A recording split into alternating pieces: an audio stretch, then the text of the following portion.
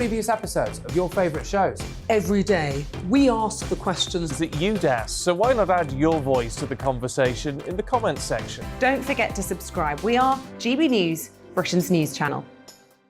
Every night at 11 on GB News, we bring you the next day's stories the day before.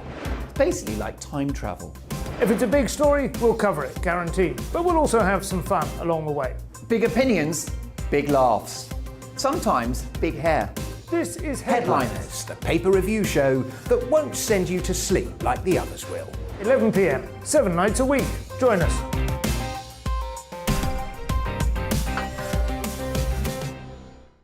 Hello there, I'm Eamon Holmes. And I'm Isabel Webster. And we hope you can join us for Breakfast with Eamon. And Isabel. You make me laugh out loud, belly laugh. Is that important first thing in the morning? Yeah, absolutely. And there's me trying to be deadly serious. News is a serious business. Yeah, I have to rein you in sometimes. Well, it doesn't stop us laughing at it. It doesn't stop us having an opinion on what's going on. Yeah. And it certainly will not stop us reflecting what you think. Weekdays from 6 to 9:30 on GB News. I'm Dan Wootton. Join me Monday to Thursday from 9 to 11 for the feistiest and most fun news debate on TV, where free speech reigns. I'll bring you a sharp take on the day's biggest stories, bombshell newsmaker interviews, and A-list guests. And I guarantee you, no spin, no bias, no censorship, and no reason to go to bed. That's Dan Wootton tonight, Monday to Thursdays from 9 on GB News.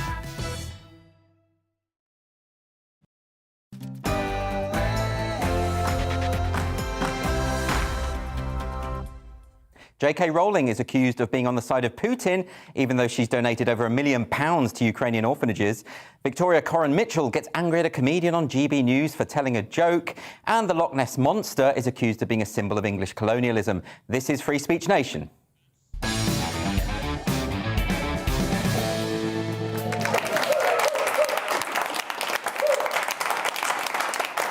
Welcome to the show. You'll have often heard that cancel culture does not exist. Leading media commentators claim it's a right-wing myth and that nobody is actually getting cancelled. This will be a relief, of course, for Maya Forstater, a tax expert who lost her job for saying that women are female and human beings cannot change sex. The decision of the tribunal was overturned by the High Court, and she is now taking action against her former employers for wrongful dismissal. But apparently she needn't bother because cancel culture doesn't exist, does it? The actor James Dreyfus was dropped from the audio range of Doctor Who stories for signing a letter to Stonewall calling for an open and respectful debate. The company not only dropped him, but erased his episodes from a compilation in which he was meant to be featured. I interviewed James about this on this very show, but clearly it didn't happen because cancel culture doesn't exist. Staying with the Doctor Who theme, the writer Gareth Roberts, who had written 6 episodes of the TV show Doctor Who, was removed from a list of authors for a Doctor Who short story anthology. Why? Because he argued that the trans activist movement reinforces outdated gender stereotypes. In other words, he expressed an opinion. And what about the textile artist Jess Duvals, who was driven out of her hairdressing salon in the Soho Theatre and had her artwork removed from sale in the Royal Academy gift shop for her gender-critical views? She was bombarded on Twitter with vitriolic messages and calls for her to commit suicide. On this show, I interviewed the Reverend Dr. Bernard Randall, a school chaplain at Trent College in Derbyshire, who told me about training sessions in which staff were instructed to chant "smash heteronormativity," and when he delivered a sermon about the importance of respectfully challenging such ideological viewpoints, he was reported to prevent the government's anti-terrorism programme. I also interviewed Neil Finn, a senior lecturer in social anthropology at the University of Edinburgh, who faced a 2-month investigation because he criticised a conference called Resisting Whiteness, which was offering racially segregated spaces. He was falsely accused of racism and rape apologism and faced a campaign of harassment and abuse. Other academics have experienced similar ordeals. Kathleen Stock eventually resigned from her role at the University of Sussex after she was targeted by activists. And Jo Phoenix, who I interviewed recently on my podcast, was diagnosed with PTSD after she sustained this sustained campaign of abuse and defamation against her for defending women's sex-based rights. And there was the former rector of Edinburgh University, Anne Henderson, who was falsely smeared by activists as transphobic and anti-Semitic and, quote, not fit to hold office. simply for tweeting about a meeting at the House of Commons on the proposed reforms to the Gender Recognition Act. One of the earliest examples of cancel culture was the Nobel Prize-winning biochemist Tim Hunt, who in June 2015 was ousted from his honorary position at University College London after jokes he made at a conference in Seoul were misrepresented by a journalist. We didn't call it cancel culture back then, of course, but the tactics were the same. So for a magical phenomenon, cancel culture has racked up an impressive number of casualties. And if you don't think cancel culture is real, maybe check out the website www.cancelledpeople.com, which logs known instances of people who have lost their jobs or had their reputations destroyed for expressing unfashionable views. Here's just a few more examples of these things that never happened but actually did happen. So in August 2019, the school teacher Christian Webb was fired after it was discovered that he had produced a number of comedy rap videos over a decade earlier as his alter ego MC Devo. In spite of the overtly comedic nature of these performances, their supposedly offensive nature made this a, quote, serious safeguarding issue, according to one parent at the school.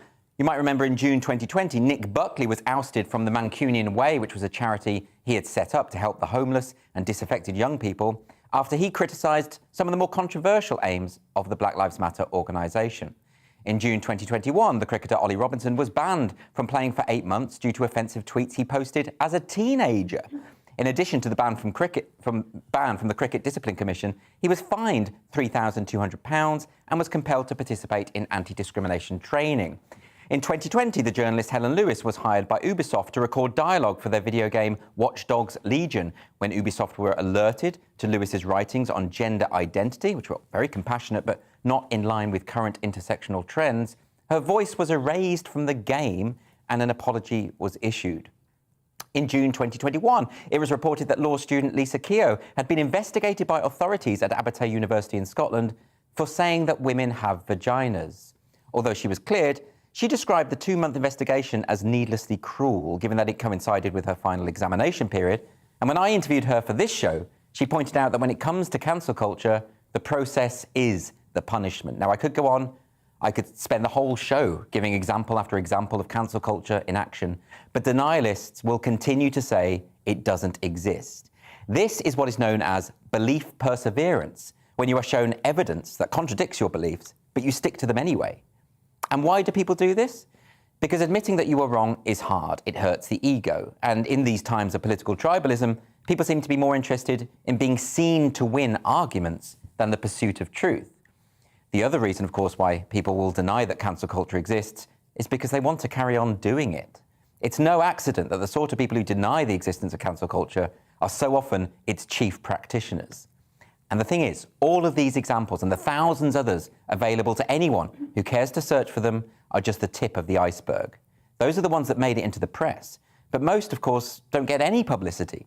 Organisations such as the Free Speech Union and Counterweight, which offer support to people who are facing disciplinary action for expressing their opinions, are both relatively new organisations, but they've been inundated with requests for help from people who have felt the brunt of cancel culture. And even if these instances of cancel culture were rare, which they're not, cancel culture works preemptively by fostering a climate in which most people are wary of speaking their minds. It only takes a few high-profile figures to be cancelled for everyone else to step into line. Activists don't go after J.K. Rowling because they seriously think they can get her cancelled. They do it as a warning to everyone else.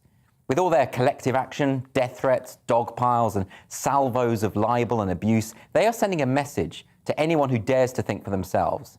And it works. Most people are afraid to have open discussions about sensitive topics because they've seen what can happen when you do. And this is the key point.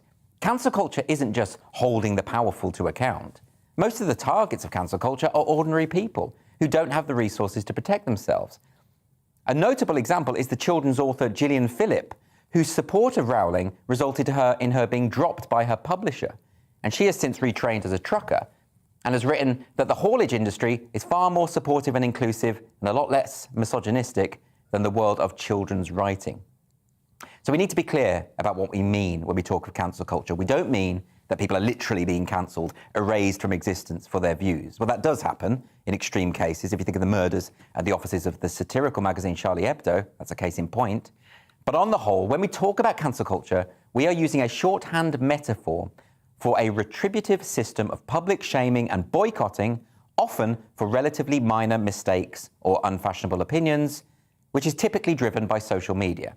I've never been cancelled, but I'm in the privileged position of being able to say whatever I want as part of my job. But if I were to start swearing on air or breaching Ofcom rules, I would be fired, and that wouldn't be cancel culture. Because losing your job for doing it badly is not what we're talking about here, and nor are we talking about people who aren't offered a platform. Nobody has a right to a platform. I'm not cancelling people by not inviting them onto this show, just as I am not cancelling people by blocking them on social media. Nobody can force anyone else to listen to them. I've been blocked by hundreds of people online. They haven't cancelled me. They're just not interested in what I've got to say, which is weird. And the other thing we're not talking about when we mention cancel culture is people being criticised for what they've said. Nobody gets the right to be ring-fenced from criticism. The key difference is that when it comes to cancel culture, targets are denounced rather than criticised. And the consequences are hugely disproportionate to the perceived slight. And as the examples I've listed show, oftentimes complaints are addressed directly to employers in the hope of depriving the target of his or her livelihood. It's a very real trend. It's unempathetic, it's inhumane, it's uncivilized. It disregards the notion that people can make mistakes or change their minds, or that we should be forgiven for misspeaking or causing offence. It is, as the singer Nick Cave described it, mercy's antithesis. Cancel culture is bullying dressed up in the robes of virtue, and nobody likes a bully.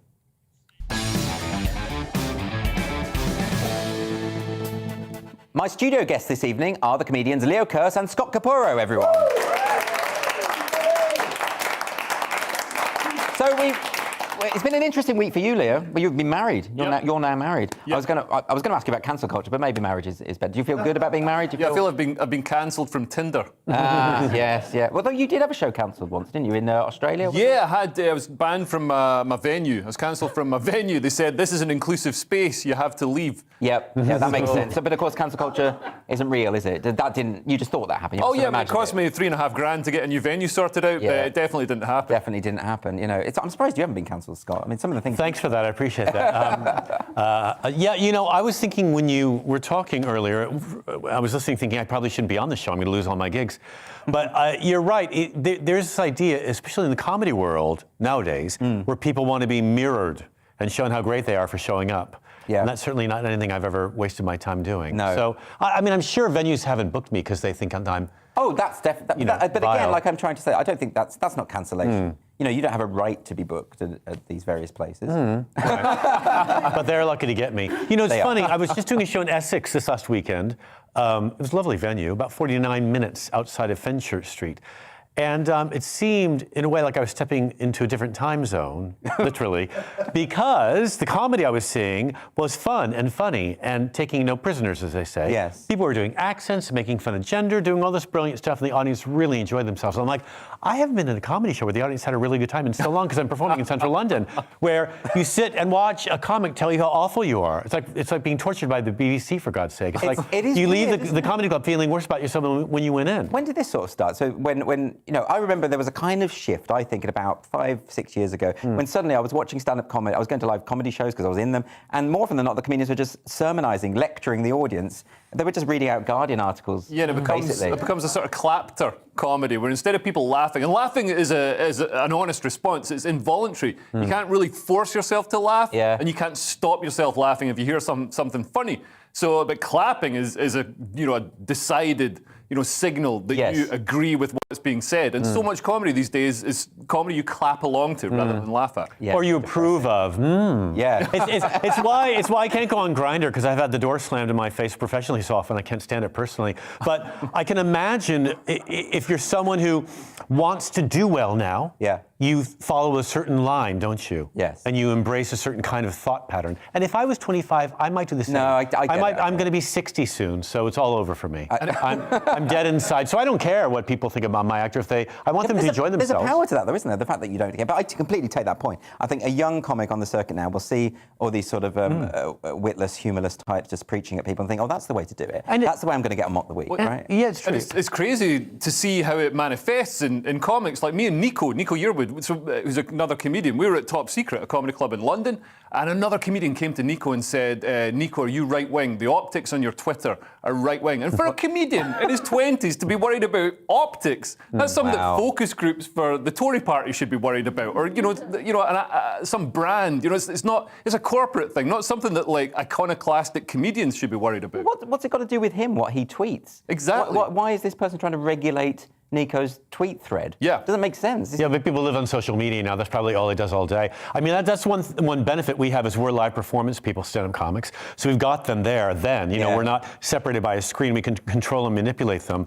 And that's what I like most is changing their minds about the way gay men behave. But I want to see them going through the same thought pattern I'm going through. It's not a seminar. I want there to be some sort of interpersonal connection. The perception of what comedy is has changed, I think. I mean, I spoke to a young comic and she was telling me about how she was having a go at me, sort of saying like, you need to try and police other comics in terms of what they say. She said, I go to gigs and I always have to go up to comics afterwards and explain to them why their material is problematic and why they shouldn't tell those jokes again. I think, how have you not been punched? How does? Anyway, I'm glad she hasn't been punched, by the way. I don't know why that, but I do find it shocking. And then you punched her. Of course I did. Anyway, let's get some audience questions though. I want to bring some people in from. We've got a question from Nikki. Where is Nikki? I'm here. Hello, Nikki. Hi. I'd just like to ask, is the Loch Ness Monster a raging imperialist? Well, luckily for you, we have a Scot on the panel who are going to be able to tell us. So this is because pupils in Scotland are now being told that the Loch Ness Monster reinforces negative stereotypes and ingrains bias about the Scots. So they're going to be taught in class. This is a document that was released about how the class structure has had a role in the creation of the legend, how stories surrounding the creature relate to the debate on Scottish independence and even the Cold War. I think they're reading a bit much into that, aren't they? Yeah, I mean, for a mythical creature that we've never spoken to, it's very hard to ascertain exactly what his or her opinions got to his or her. Or there, could be non-binary. We've got an image of the monster there, actually. That was taken in the 1930s. Fascist! Is that a hand raised out of the water? Exactly. It's very hard to tell. I wouldn't do that symbol on the show, by the way. because I'm just saying someone will screen grab that. Yeah. And you've been in enough trouble this week, but we'll come to that later on.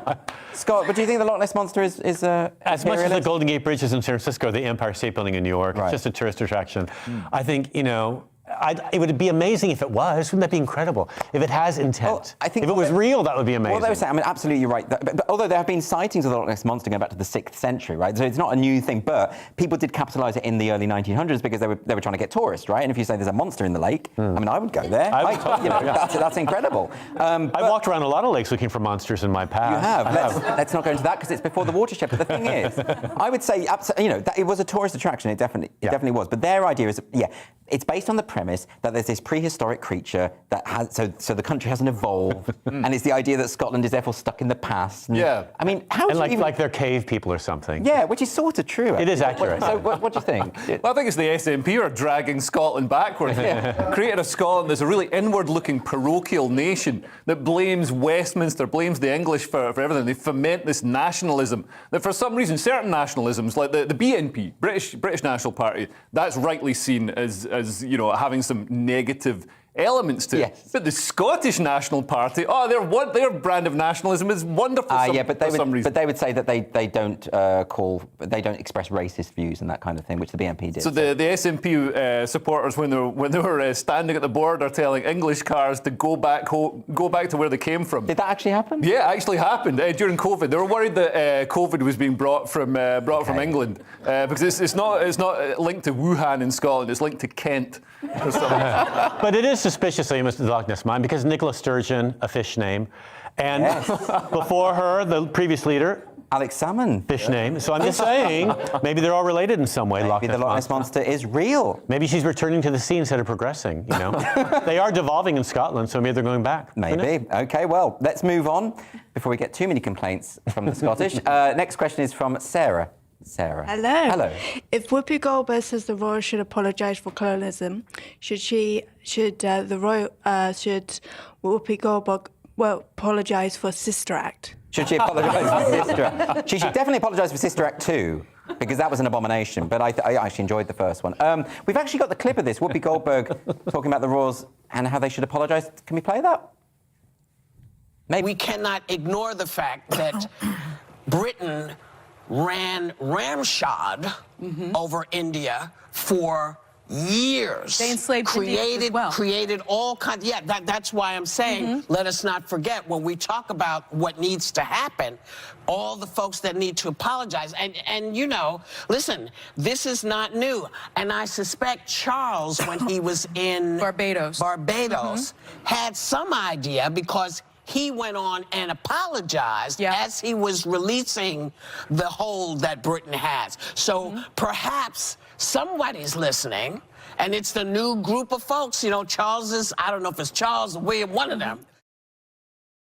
I've always struggled with this idea. I don't see how the royal family of today apologising for something that people, I mean, long dead people did, how that's going to help. Or am I just being a bigot? I don't know why she's involved in this. She's a comedian. Yeah, if she had a joke about it, that would be a relief. But but going on and on about her left of Lincoln, liberal, wet LA politics.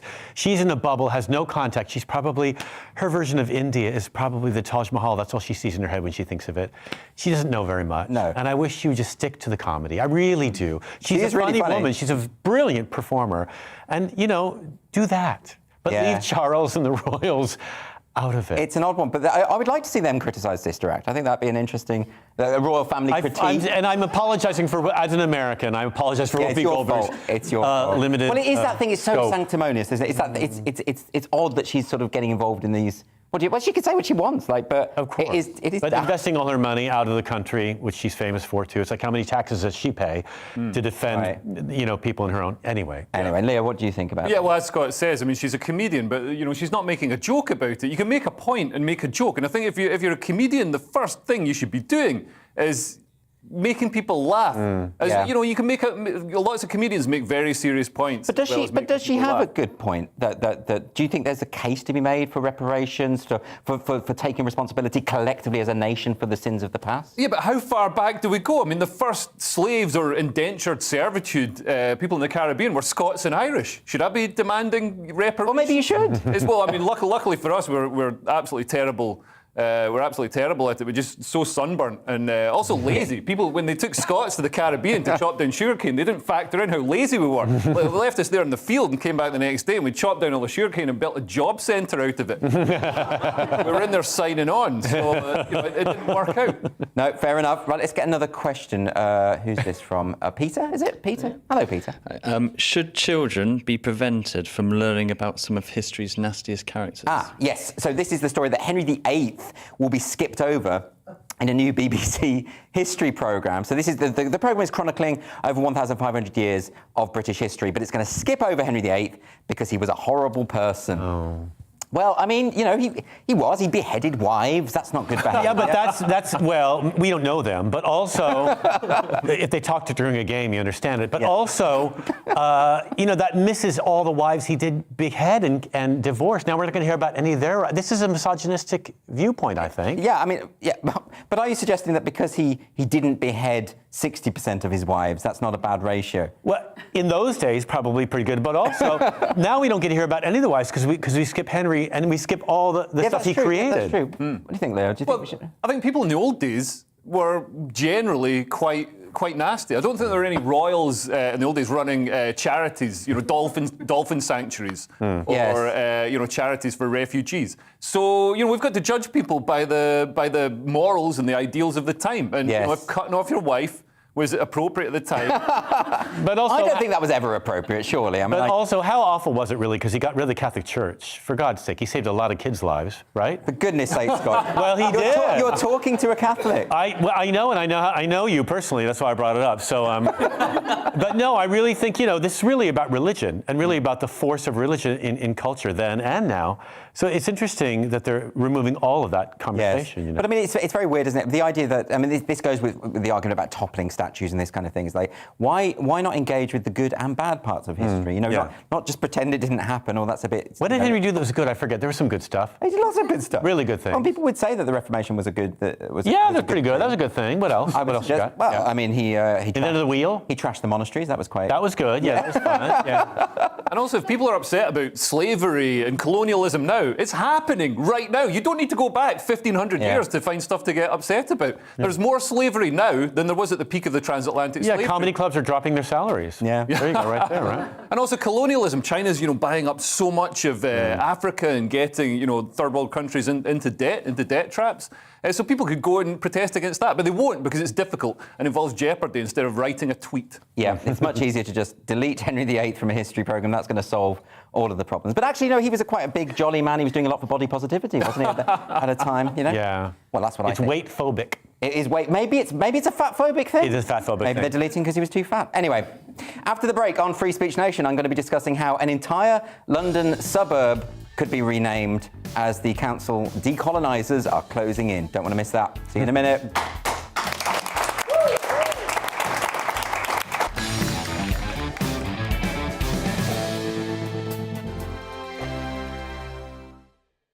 GB News is the UK's home of discussion and debate. From all perspectives. To stay up to date on the latest stories, make sure that you subscribe to the GB News channel right here on YouTube. You can watch us live 24/7 across the whole world. You can also check out exclusive content and catch up on previous episodes of your favourite shows. Every day, we ask the questions that you'd ask, so why not add your voice to the conversation in the comments section? Don't forget to subscribe. We are GB News, Britain's news channel. Every night at 11 on GB News, we bring you the next day's stories the day before. It's basically like time travel.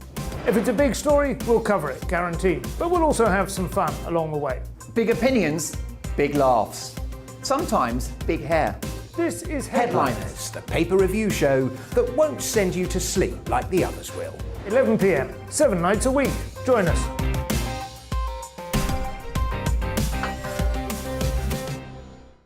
Hello there, I'm Eamon Holmes. And I'm Isabel Webster. And we hope you can join us for Breakfast with Eamon. And Isabel. You make me laugh out loud, belly laugh. Is that important first thing in the morning? Yeah, absolutely. And there's me trying to be deadly serious. News is a serious business. Yeah, I have to rein you in sometimes. Well, it doesn't stop us laughing at it. It doesn't stop us having an opinion on what's going on. Yeah. And it certainly will not stop us reflecting what you think. Weekdays from 6 to 9:30 on GB News. I'm Dan Wootton. Join me Monday to Thursday from 9 to 11 for the feistiest and most fun news debate on TV, where free speech reigns. I'll bring you a sharp take on the day's biggest stories, bombshell newsmaker interviews, and A-list guests. And I guarantee you, no spin, no bias, no censorship, and no reason to go to bed. That's Dan Wootton tonight, Monday to Thursdays from 9 on GB News.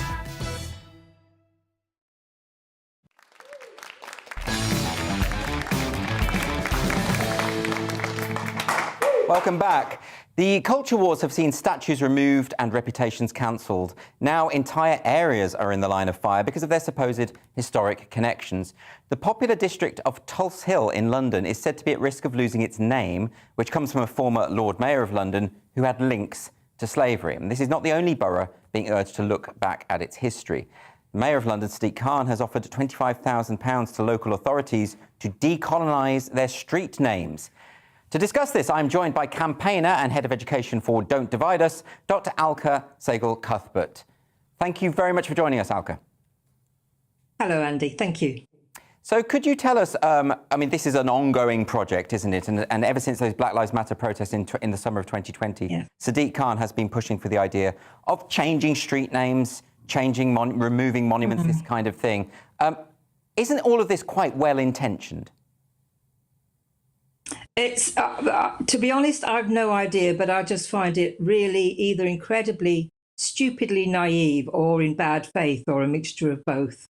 It's, in 2020, it's like there's this sort of, it's like a sleeping beauty moment, Don't Divide Us. We had so many people write in saying, their companies, their businesses, their local council want to decolonise and diversify because of this great moment of awakening, if you like, in 2020 with George Floyd and the Black Lives Matter protest.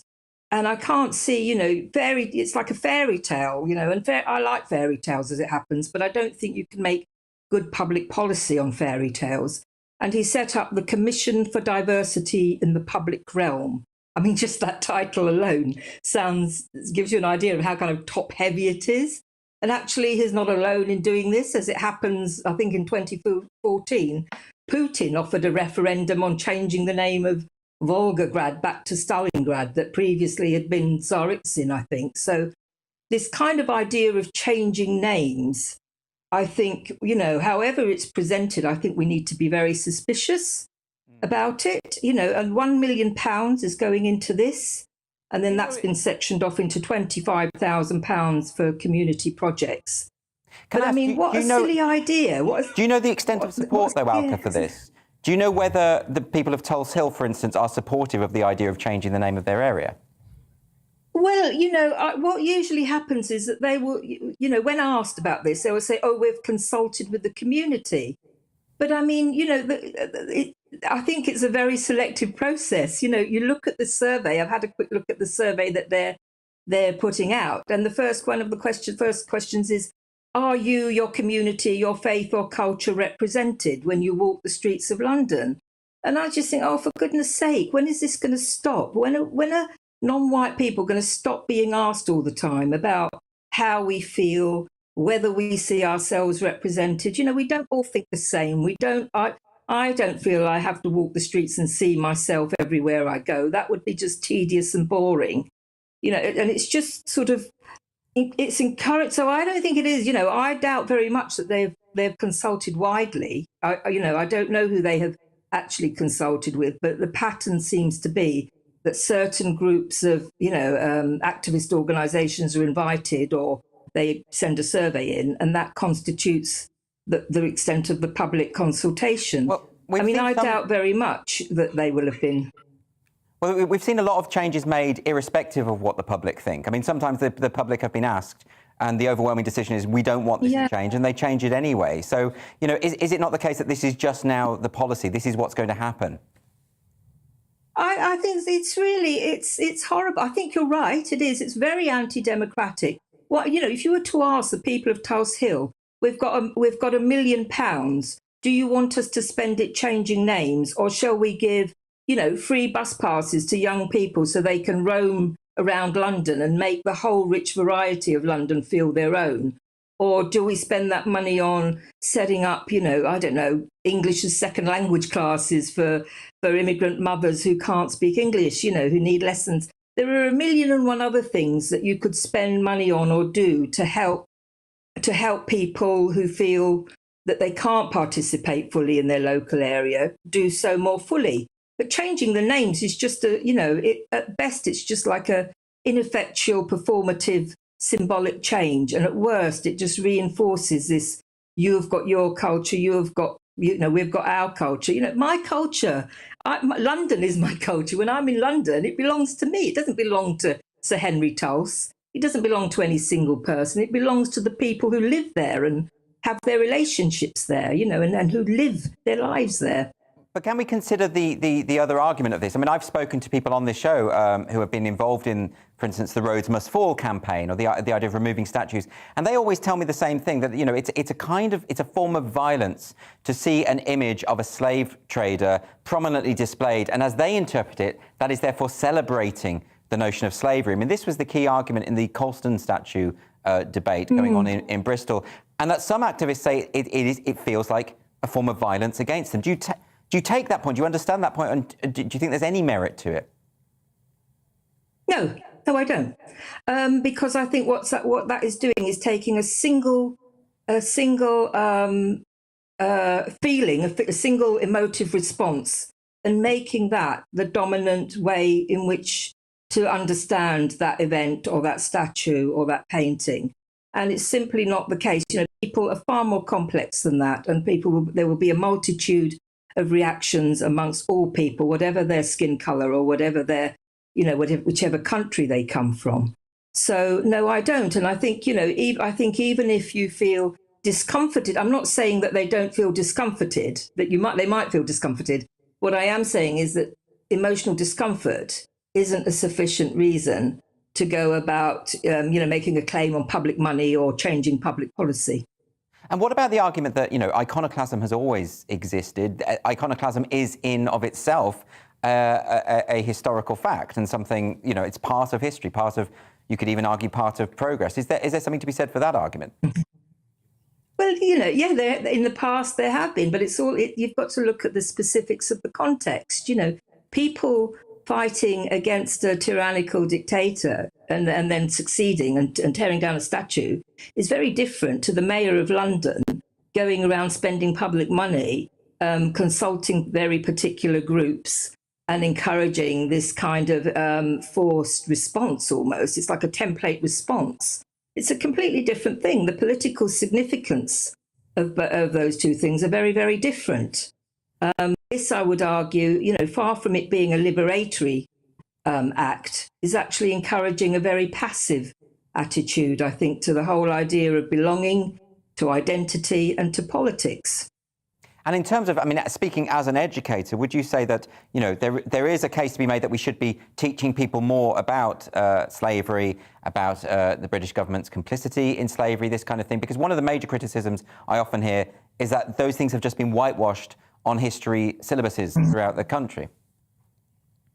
I've heard this. I read somewhere this is being presented as a kind of nice little primary school local education project.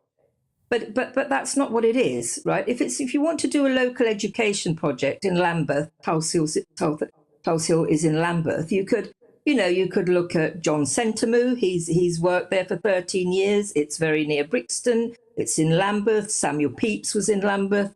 This is a very selected event of slavery or colonial roots, and it's trying to present an approach to a historical event. I'm not against teaching anything in history, right? And as it happens, it's not true that it isn't taught. It is taught.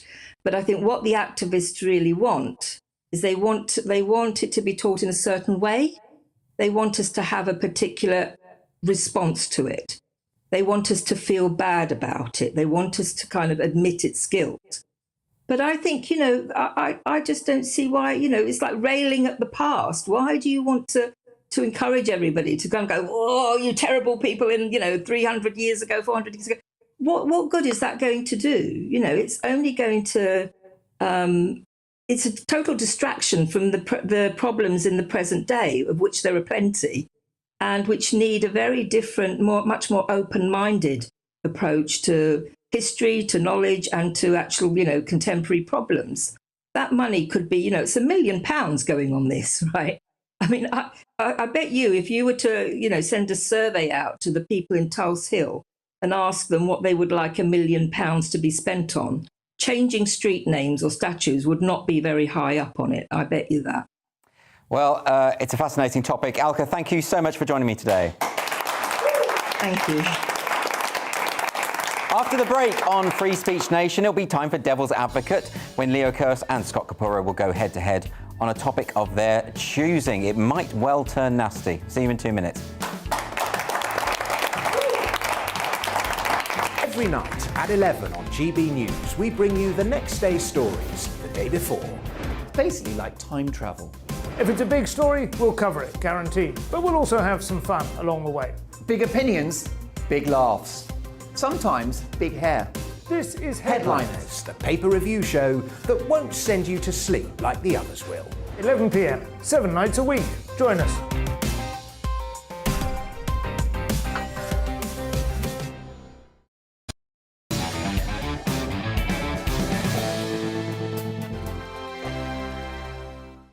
GB News is the UK's home of discussion and debate. From all perspectives. To stay up to date on the latest stories, make sure that you subscribe to the GB News channel right here on YouTube. You can watch us live 24/7 across the whole world. You can also check out exclusive content and catch up on previous episodes of your favourite shows. Every day, we ask the questions that you'd ask, so why not add your voice to the conversation in the comments section? Don't forget to subscribe. We are GB News, Britain's news channel. Every night at 11 on GB News, we bring you the next day's stories the day before. Basically like time travel. If it's a big story, we'll cover it, guaranteed. But we'll also have some fun along the way. Big opinions, big laughs. Sometimes big hair. This is Headliners, the paper review show that won't send you to sleep like the others will. 11 p.m, 7 nights a week. Join us.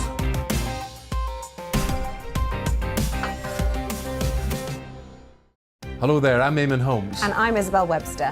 And we hope you can join us for Breakfast with Eamon. And Isabel. You make me laugh out loud, belly laugh. Is that important first thing in the morning? Yeah, absolutely. And there's me trying to be deadly serious. News is a serious business. Yeah, I have to rein you in sometimes. Well, it doesn't stop us laughing at it. It doesn't stop us having an opinion on what's going on. Yeah. And it certainly will not stop us reflecting what you think. Weekdays from 6 to 9:30 on GB News. I'm Dan Wootton. Join me Monday to Thursday from 9 to 11 for the feistiest and most fun news debate on TV, where free speech reigns. I'll bring you a sharp take on the day's biggest stories, bombshell newsmaker interviews, and A-list guests. And I guarantee you, no spin, no bias, no censorship, and no reason to go to bed. That's Dan Wootton tonight, Monday to Thursdays from 9 on GB News.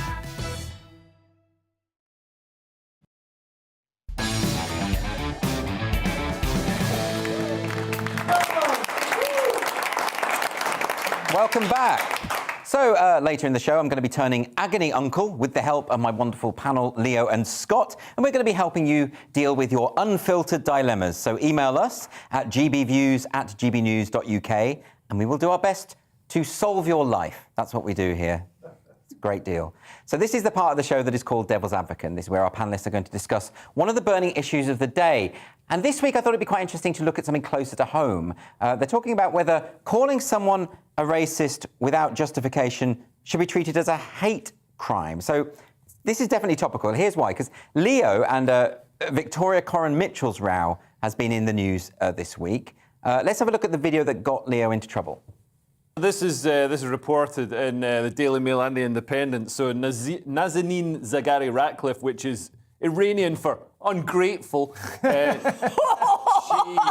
She certainly split the room, hasn't she? Yeah, she has. She has. And, you know, so she had this press conference, had a right old go at the British government for spending, like, what was it, £400 million to get her back? She's supposed to be a charity worker. So that joke led to this response from Victoria Coren Mitchell, saying, if this stumbly, cackling, racist incompetence is what GB News puts out as a trailer, what on earth is the rest of it like? So let's hear from Leo himself. I think, Leo, it's your time to now justify why you think calling someone racist should be considered a hate crime. It should definitely be considered a hate crime. A hate crime is something that stirs up hatred or violence against someone. And being a racist is one of the worst things you can be in today's society. And so calling somebody a racist, smearing them as a racist without justification stirs up that hate and violence against them. And I don't think there's as many racists around as there used to be. Have we got any racists in tonight?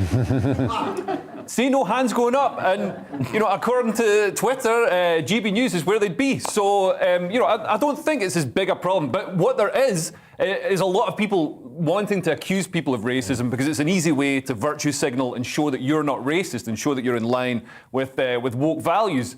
So Victoria, you know, called me a racist. I wasn't being racist. I was criticising a specific person. I didn't know she wasn't. I assumed she was British because we paid £400 million to get her out of Iran. But yeah, I was criticising one specific person. Victoria said I was conflating a negative attribute like being ungrateful with being Iranian, and I wasn't. I was criticising one specific person, and also Iran isn't a race, it's a country, and it's a multi-ethnic country. So, you know, even criticising Iran wouldn't be being racist, it would be xenophobic or Iranophobic. And also I think woke people are the most racist. Like when Black Lives Matter happened, all my woke friends on Instagram were posting pictures of 58 books they'd bought on how to not be a racist. And I think most people can not be a racist by just not being a racist. If you have to read 58 books on how to not be a racist, then you've got to be open to the possibility you might be a bit racist. Fair enough. Good argument. Leo Curse, everyone. OK. So to counter that point of view, it is Scott Capurro. Well, thank you. I did. I mean, what is racism? We have to ask, first question, right? What is racism other than funny? And I think that if you start, you know, accusing people of racism and putting them in jail for it, then half the comedians I know, my entire family would be incarcerated. I might be sent there because I have differing views, and if I go to prison, that's homoerotic. But if I say that me being trapped in a cell with a lot of ethnically diverse men that I'd like to spend a couple of intimate hours with. If that in itself is racist, then I go back into jail after I come out. It's an endless cycle. It never ends. Well, everybody will have to serve time. We all will. Scott Kapoor, I'm going to stop you there because you're going to get me in trouble. You're going to say something that I'm going to have to apologise for. But those muscly, sweating guys in jail. Honestly. Well, I'm just saying, it doesn't matter to me where they're from. This is a pre-Watershed show. I know where I want them to go. I'm just saying, if you start cornering everyone saying you're racist, you should go to jail. There's a hate crime. Then, I mean, what do we talk about? Everyone's paranoid about saying anything. This was such an odd situation, though, to see, because it was headliners. It was a show that I produced, late night paper review, and seeing, Leo making a joke, and it was clearly a joke, and then to get this, and I just kind of think, I almost don't believe it. I think it's a low blow, because you know that if you accuse someone of racism, it's the thing that you can just score points that way. Yeah. Maybe she was being sincere. Maybe she just doesn't understand comedy. Or understand logic, because the joke didn't hinge on there's no mention of ethnicity. Well, she claimed that because you didn't say Farsi, you said Iranian. But it wouldn't have been funny if I'd said Farsi. We talked about this earlier. Yeah. Because it's a joke. It's not an accurate thing. So for the comedy illiterate people out there like Victoria, do you explain why, if you said Farsi... Because most people go, what is Farsi? Exactly. And then when he says Iranian, it makes him sound like a bit of a thug. So he's setting himself up for a punchline. I'm not saying you can see it coming, but it's all part of the joke. It's how jokes are written.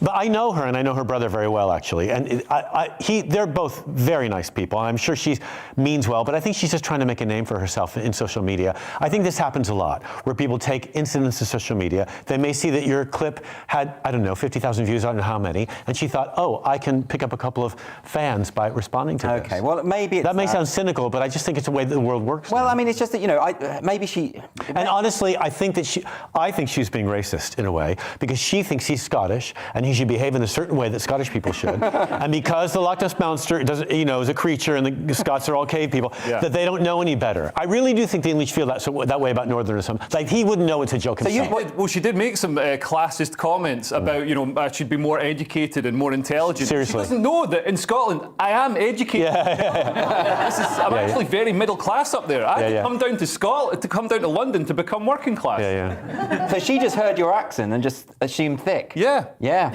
fair enough. Well, so now we're accusing her of being racist. It's an endless spiral of libel. No, obviously, look, I don't think, I think it's a case of someone not really thinking it through, perhaps, because she has defended edgy jokes in the past. I mean, she openly... A few weeks ago, She defended Jimmy Carr's joke about the Holocaust, and so she understands that when comedians joke, they're not being literal. But Carr is rich and white, middle class and English.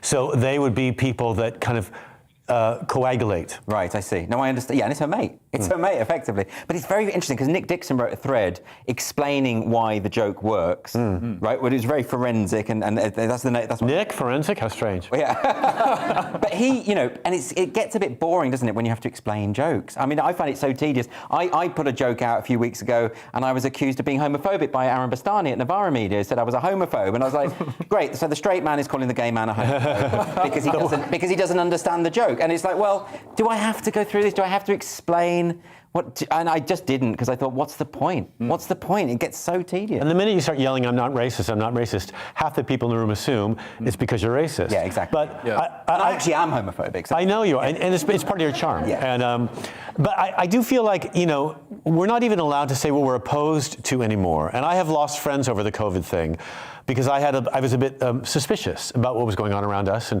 how it was being dealt with, only because I thought it was being dealt with badly, not because I didn't think COVID didn't exist or anything. I'm not a lunatic, but I also felt as though I've got a good immune system. I don't need 2 shots in my arm, and if I do, I'll ask for them. Right. But and you actually got friends? One of my closest friends is not talking to me anymore. Made it very clear that our relationship is way over. We've been friends for quite a long time. Wow. So, I think that especially, that's maybe less here than the U.S., but I think people have become a bit savage with one another. Yeah. And I think the social media makes you brave. I do. I think it makes you braver than who you are. This is a very interesting point. So this idea that your friends all have to have your identical views when it comes to politics or culture or something like that, I think it's so damaging. I've lost an awful lot of friends. But I must say, it's been like this for a long time in the gay community. It has been like this for quite a long time. Yeah. I started in an LGBTIQ plus vegan cafe. Oh, that's very extreme. You got to be thick-skinned, yeah. And it was made very clear to me what I couldn't cover. Yeah. And when I started talking about, for example, unsafe sexual practices, I was almost banned from the club. This is the 1990s. So I learned at an early time, for one thing, not to point out people's gender, because I might get it wrong. You never know with gays. They could be anybody. And so there's a certain level of respect you had to express. That I'm fine with. But to be told what you can and can't talk about that's Russia now. And I'm not interested in that. I mean, it's happening more and more. There was a sign up in the Royal Vauxhall Tavern, which I used to go to. You used to be able to see really interesting subversive drag acts and performance artists and stuff like that. And now they've got a sign up saying the things you can't joke about. And I'm like, well, then you're sort of deadening the art form. And some of those performers wanted to cause offence. They wanted to be shocking. And that's part of it, you know? Is this happening to you? Are you experiencing this at all? Yeah, you're seeing it in comedy. And, I think social media has made it easier for people to complain. And people want to complain because it's a way of, showing the world what a good person you are. I had somebody complain. They wrote to the comedy club about my show in October. They said, we came to see Leo's solo show. This was your own show? This is my own solo not show. Like a compilation of comics? Yeah, so this is specifically, it's got my name on the bill. They said they came to see me in July, and my show was horrific and offensive. And they came back to see me again in October. I was still horrific and offensive. Can they please stop putting on my show? Like, why don't you go and watch something else? Not everything is for you. At least they went back to check. Yeah. No, I did a gay pride event in Detroit a couple of years ago, right before the COVID, in Detroit, in the US. And they sent me this stack of complaints, and I'm not kidding you, they were like this. Really? And I said, I guess I'll never play Detroit. They're like, no, we want you back. Really? Yeah, we've never had a response like this. Please come back. I'm like, risked my life. Yeah. I'm very tempted. I was worried about you because you were performing in Russia a few weeks ago. Yeah, I was. Just before the war started, coincidentally. Yeah, it's not about me. It's not about me. And that then, war. when you were out there and you were saying to me, you're going to tell some jokes about Vladimir Putin, I said, oh, you're going to end up in a gulag. Well, the scariest thing was when we had to fly back through Uzbekistan, and my husband found out that being gay was illegal there.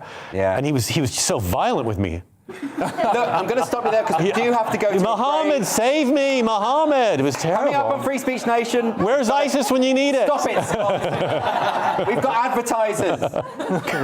Look, let's just go to a break. Bye.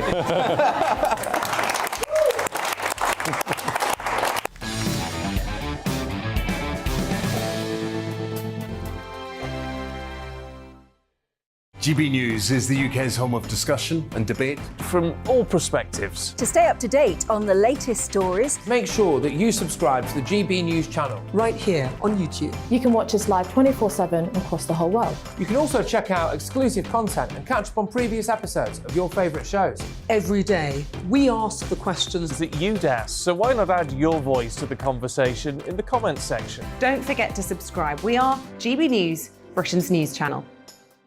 Every night at 11 on GB News, we bring you the next day's stories the day before.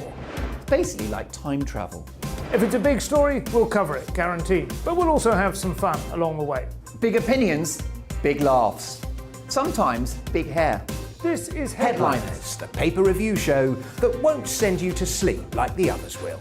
11 p.m, 7 nights a week. Join us.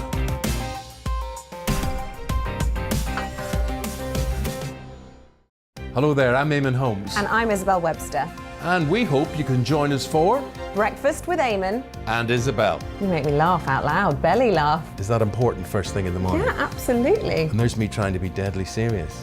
News is a serious business. Yeah, I have to rein you in sometimes. Well, it doesn't stop us laughing at it. It doesn't stop us having an opinion on what's going on. Yeah. And it certainly will not stop us reflecting what you think. Weekdays from 6 to 9:30 on GB News. I'm Dan Wootton. Join me Monday to Thursday from 9 to 11 for the feistiest and most fun news debate on TV, where free speech reigns. I'll bring you a sharp take on the day's biggest stories, bombshell newsmaker interviews, and A-list guests.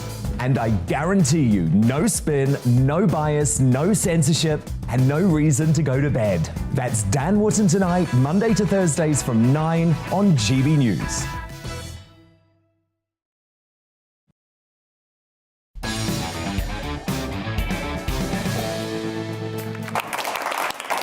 Welcome back to Free Speech Nation with me, Andrew Doyle. On my upcoming podcast episode, I'm joined by the musician Carol Decker from T'Pau. In our conversation, we spoke about the music industry, how she got started, and loads of other topics. Here's an exclusive first look. Do you know what?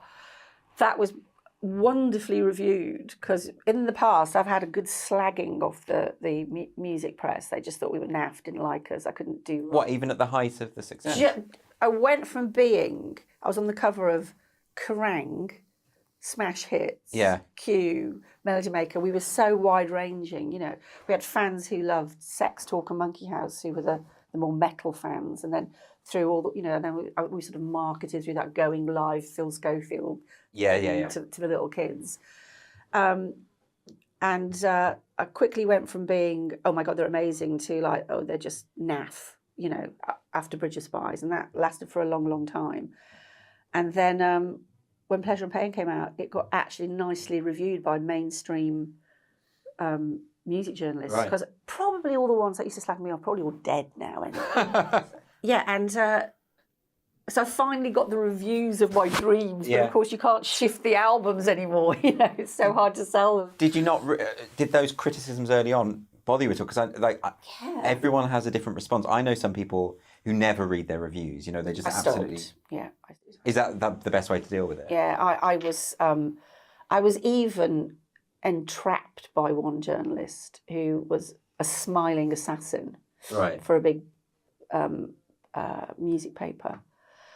And she didn't come to the show, and she'd gone down with a stomach bug. So, you know, we sort of made sure that the hotel doctor went to see her, and my tour manager went to see if she was okay, can we get you anything? And the opening line of her article was, thank God I was able to fake dysentery, so I didn't actually have to go.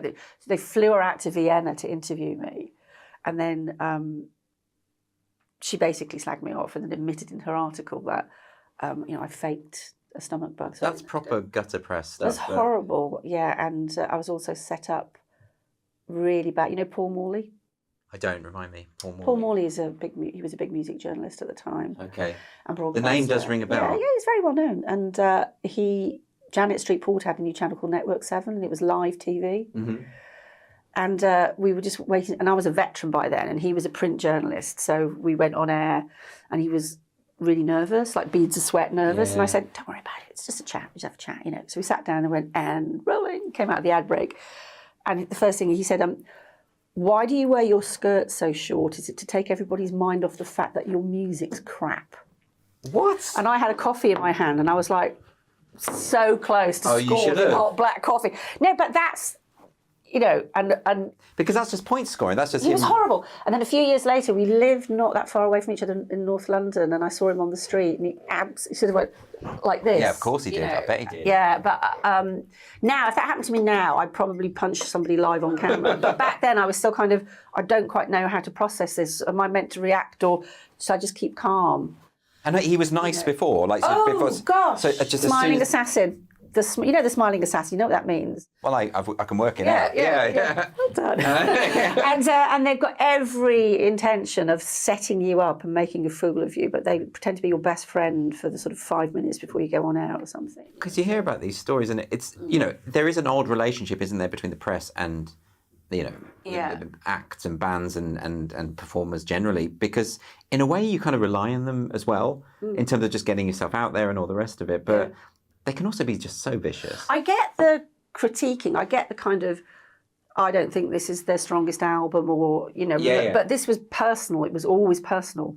Yeah. They used to go for me on a personal basis. Probably they get prosecuted now for bullying or something. I don't think a comment about a woman's skirt on... No, that wouldn't happen now. Just wouldn't happen. No, there was another enemy journalist who, I won't bother with the names because... No, of course I'm not afraid to, but it's just pointless. Yeah. Just made it his mission on a weekly basis to disembowel me in his column. He just absolutely hated me, you know.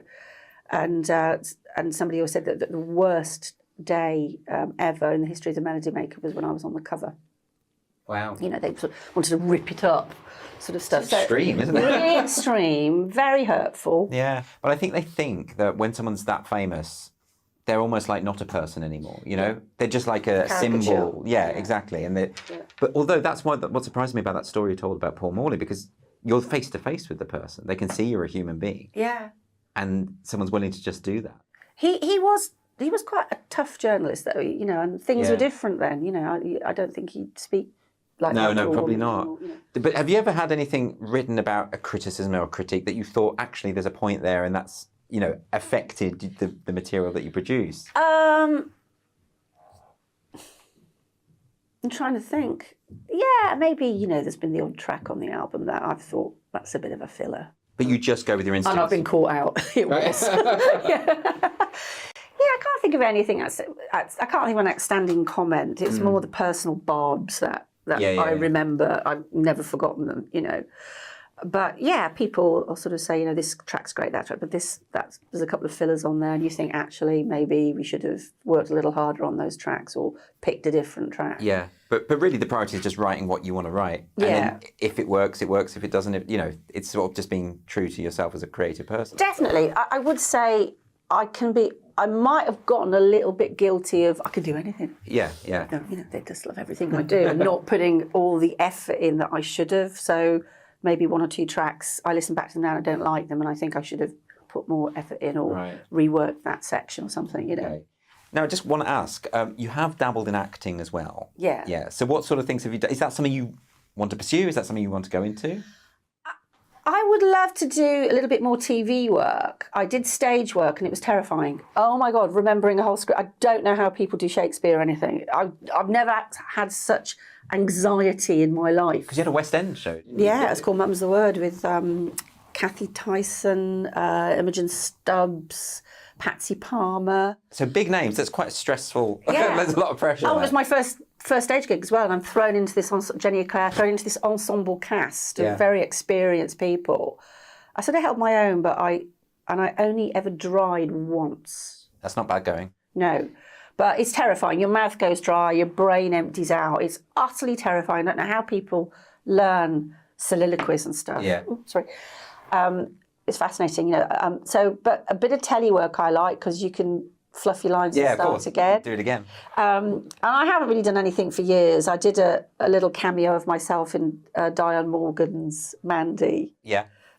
Just before the COVID hit, so it's 2019, and that was brilliant. It was absolutely brilliant. So I did a little spot in Benidorm. Yes, I saw the Benidorm moment. So I like to dip in and out, but I'm not a serious actress, but I can certainly do bits and bobs, and I like to have a laugh, really. I'd love to. My backing vocalist, Odette, she said to me, haha, I'm a Bond girl and you're not.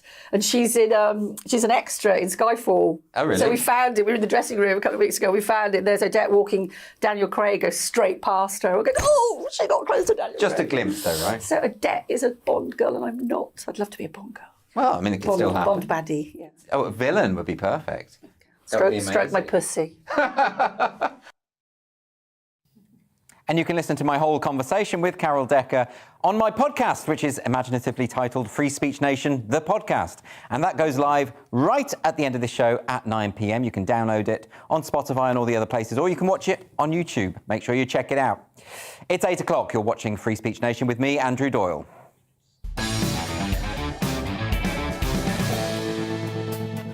So I want to bring the audience back in, and our next question is from Nicole. Where is Nicole? Hi, Nicole. over here. Hi, I would like to ask, can graves be racially aggravating? Can graves be racially aggravating? So this is to do with the widow of Traveller King Big Willie Collins, who is warned of war if there are any attempts to demolish or alter a giant 37-ton memorial to him, thought to be Britain's largest private grave. Kathleen Collins insisted that racism is behind the protests over the lavish monument built in tribute to the 49-year-old who was a renowned bare-knuckle boxer and leading figure in the travelling community. What do you make of this one, Leo? Well, so I think it's planning permission. It's too large. Is that what it is? I mean, it's massive. I mean, you can see it there. It's absolutely huge. So but why is it? Can graves be racially aggravating? Is this the I mean, they can certainly breach planning restrictions if they're big enough to live in. But I think it's amazing. I think it looks. But I mean, why not do that? Why, if you've got the money, why not have a massive? Look, I mean, that's what the pyramids are, aren't exactly. This could be a tourist attraction like the pyramids. Yeah. This could be some that people come and have their photograph taken in front of. Yeah, I mean, there is a space issue, isn't there? With if everyone had their own pyramid when they were buried, that would be an issue, wouldn't it? Well, that's why you've got to get as rich as Big Willie Collins. Yeah, I'm not familiar with his work. Me neither. Boxing, it's not really my thing. But what is my thing is the coffin is 24 karat gold. I think that's what this is about. Okay. Is the coffin is really, really expensive and they don't want people digging away at it. That's why they put a headstone that large. It's to restrict people from stealing the coffin. Because if it's 37 tons, you can't get under it. You can't take it, yeah. Yeah, because a 24 karat gold coffin, that's a lot of gold. That is a lot of gold.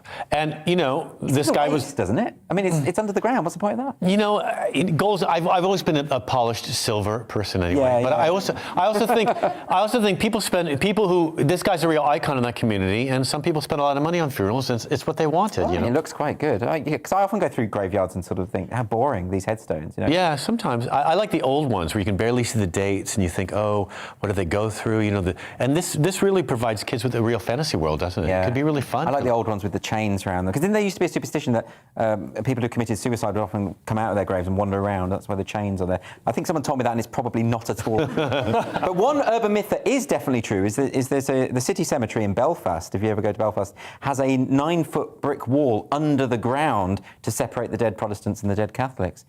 So sectarianism goes into the afterlife, apparently. Well, at least I'm not making that up. They solved the problem. That's good to know, yeah. Solve the problem. Yeah, yeah. I wish that wasn't true, but it absolutely is true. Anyway, let's get some more questions from the audience. We've got Hector. Where's Hector? Hi, Hector. Yeah. Should the Oscars implement diversity quotas? Yes, so I saw that this week. So the Oscars, the Academy of Motion Picture, says it's going to disqualify films from the Best Picture category if it doesn't have enough black, gay and disabled actors. Not just actors, but also in the cast and crew. Even among the internships, it has to be 30% in all areas of production. So what do you make of this, Leo? What's going on here? I mean, I know the BAFTAs already do a similar thing, don't they? Yeah, I think diversity and inclusion always focuses on people who aren't being discriminated against. I mean, if you look at any advertising break in the UK, you'll see that actors of colour are getting a fair amount of airtime at the moment. Diversity and inclusion officers, there are sections of society that are sneered at and looked down on, such as Brexit voters. Why don't we have 30% Brexit voters in the next Hollywood blockbuster? 52% Brexit voters in the next Hollywood blockbuster. Let's make it proportionate. I think that would be amazing. The next Michael Bay blockbuster was all about Brexit. Yeah. I think you're going to see a lot of actors in films on crutches because they're going to break a few legs, I think. Right, to get the role? Yeah, make them handicapable. And before you know it, right, half the room's going to be unable to get out of their chair. It's going to take the film a lot longer to be produced. And we're all going to have to pay for it. Our tickets are going to go up in price, but we're willing to do it if that film can be diverse. That's all I'm worried about. I want to see a gay play a gay for a change. That'd be nice. Okay, well, that does happen, though. Not as much as it maybe should, but I do find, although I don't care who plays what, you know, like Brokeback Mountain was the gayest film ever, and they were both straight. And they played gay people better than gay people would. Yeah, this is you being homophobic again, like you said earlier. Yeah, you're going to go to jail for that. Yeah. But I do love the idea that a film is you're meant to be able to just kind of step away from your own life and not worry about anything. I'm certainly not worrying about the diversity I'm seeing on screen. Although I do like it when I watch a film and there's all sorts of people in it. Yeah, sure. No, yeah, exactly. And I'm all for that. And I think it would be really boring if you watch it and everyone's a straight white male in every role. That would be terrible. Well, sometimes you watch an old film, like Guess Who's Coming to Dinner was on TV the other night about an interracial couple introducing themselves to their parents in 1967. Yes. Spencer Tracy and Katharine Hepburn play the parents, and there's all this mee-haw over, oh God, we're going to tell them what's it going to be like, and there's all this disturbance, and some of it's quite dated. Yes. But I must say, it is fun to watch them struggle with that. Yeah, no, that's right. But isn't there something to be said for, it depends on the film you're making. If you're making a film set in central London and everyone's white or everyone's, you'd be like, what the hell's going on here? This doesn't make any sense. But if you're, like, say if we were to remake Braveheart and 30% of those Scottish warriors were either in wheelchairs or black, some of us might think, the spell is broken. But it would represent Glasgow now, though, because when you go there, there's a lot of wheelchairs wheeling themselves around. Right, Scott, we're going to move to Leo there. What do you think? Well, wheelchair's very difficult over the heather. It is. On those mountains. In a battle, it's so although possibly good for holding the jousting stick. I don't know. I'm not really up on Scottish history. You take my point. Sometimes if you're making certain types of film, like for instance Kenneth Branagh's new film Belfast, set in the Troubles, or just at the start of the Troubles in Northern Ireland, he would not be eligible for the Best Picture category under these conditions. Although he has gout because he's so rich, so that's one handicap. to represent it. And you can say that, but that's not 30%, is it? Yeah, no.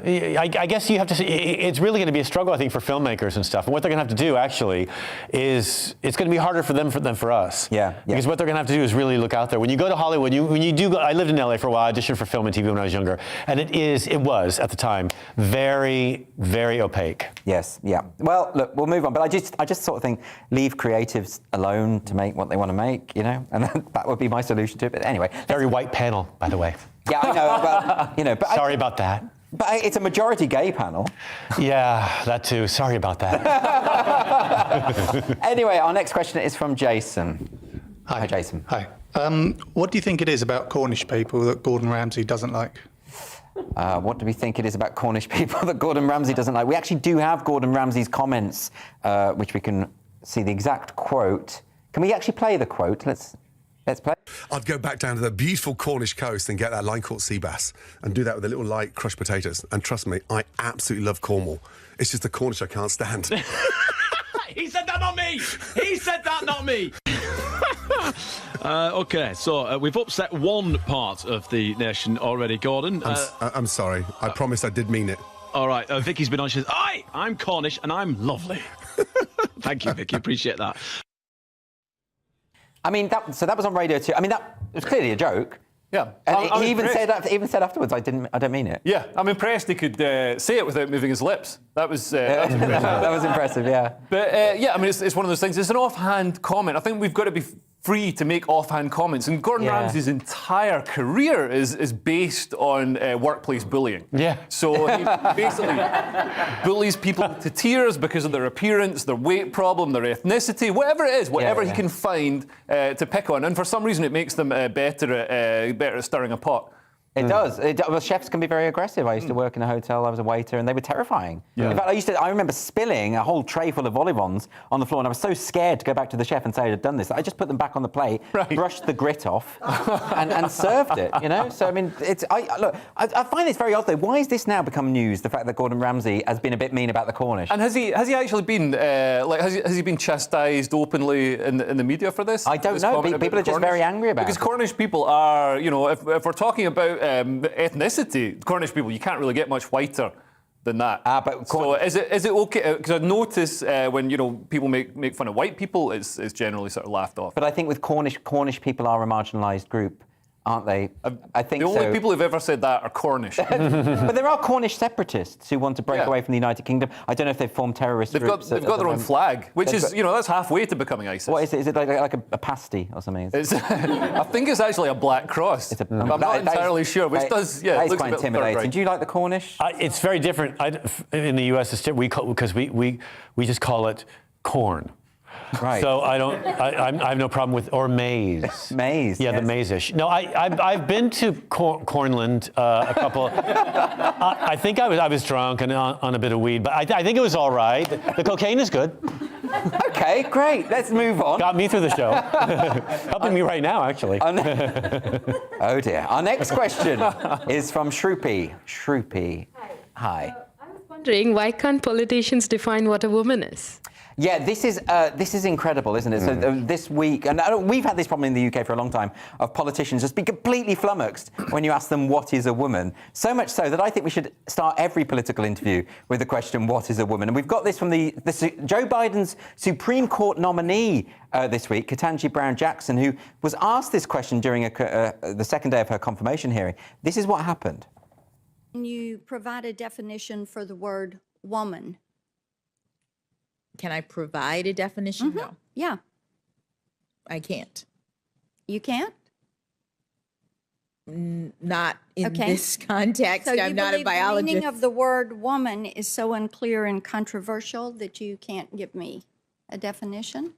Senator, in my work as a judge, what I do is I address disputes. If there's a dispute about a definition, people make arguments, and I look at the law and I decide. Well, so I'm not.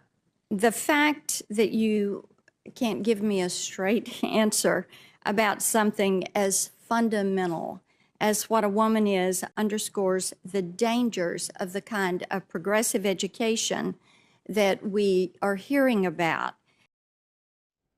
Okay, so if I'm asked what is a woman, I'm not going to say I can't tell you I'm not a biologist. I mean, I think that is an astonishing thing to happen. Like, and it does matter, doesn't it, if a Supreme Court judge is clearly too frightened to say what she knows to be true. I mean, what this has been... This is why I think the question is valid now to politicians. I wouldn't have said this a few years ago because it seems so flippant and pointless.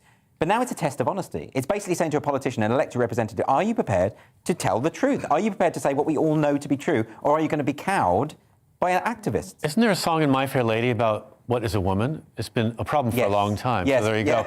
And I don't think it's the it's... gayest thing you've ever said. I don't... It is? Wow. That might be disputed. But I don't think that this is a new problem, because I think women are complicated. Yes. They are. It's very complex. I mean, I'm grasping at straws right now. I can describe a man, shall I? No. All right. Let's move on to Leah. What do you think about this? I mean, the fact that she can't say it. I think this is basically a job interview for the role, so you should at least have a go. Can't you say, I'm not a biologist? You know, if somebody asks you for your timekeeping or your people skills, you can't say, oh, I'm not an anthropologist, or I'm not a clockmaker. You've got to at least have a go. I'd have a go. I'd say it's somebody with breasts who turns me on. Yeah. That is... I'd say someone I can have a conversation with where there's actually no sexual tension from me. That's what I would say. But also I think that she had been savagely, to be honest, not taken out of context, but if you watch the entire proceeding that she was being, for 3 days, she was savagely attacked by right-wing politicians who were going after her from every angle. Isn't that the point of the confirmation hearing, is to challenge and to push and to probe? It is, but I think she was just doing what we might do, which is trying to protect herself from one issue that she actually can. But this is interesting to me because it is actually such a minority issue. It's not the issue that most voters really care about, but they do care about whether their elected representatives can tell the truth. Like, I think it's not difficult to say, you know, a woman is a person who produces larger gametes, typically has an XX chromosomes. It's not difficult. Biology. Well, but why? God,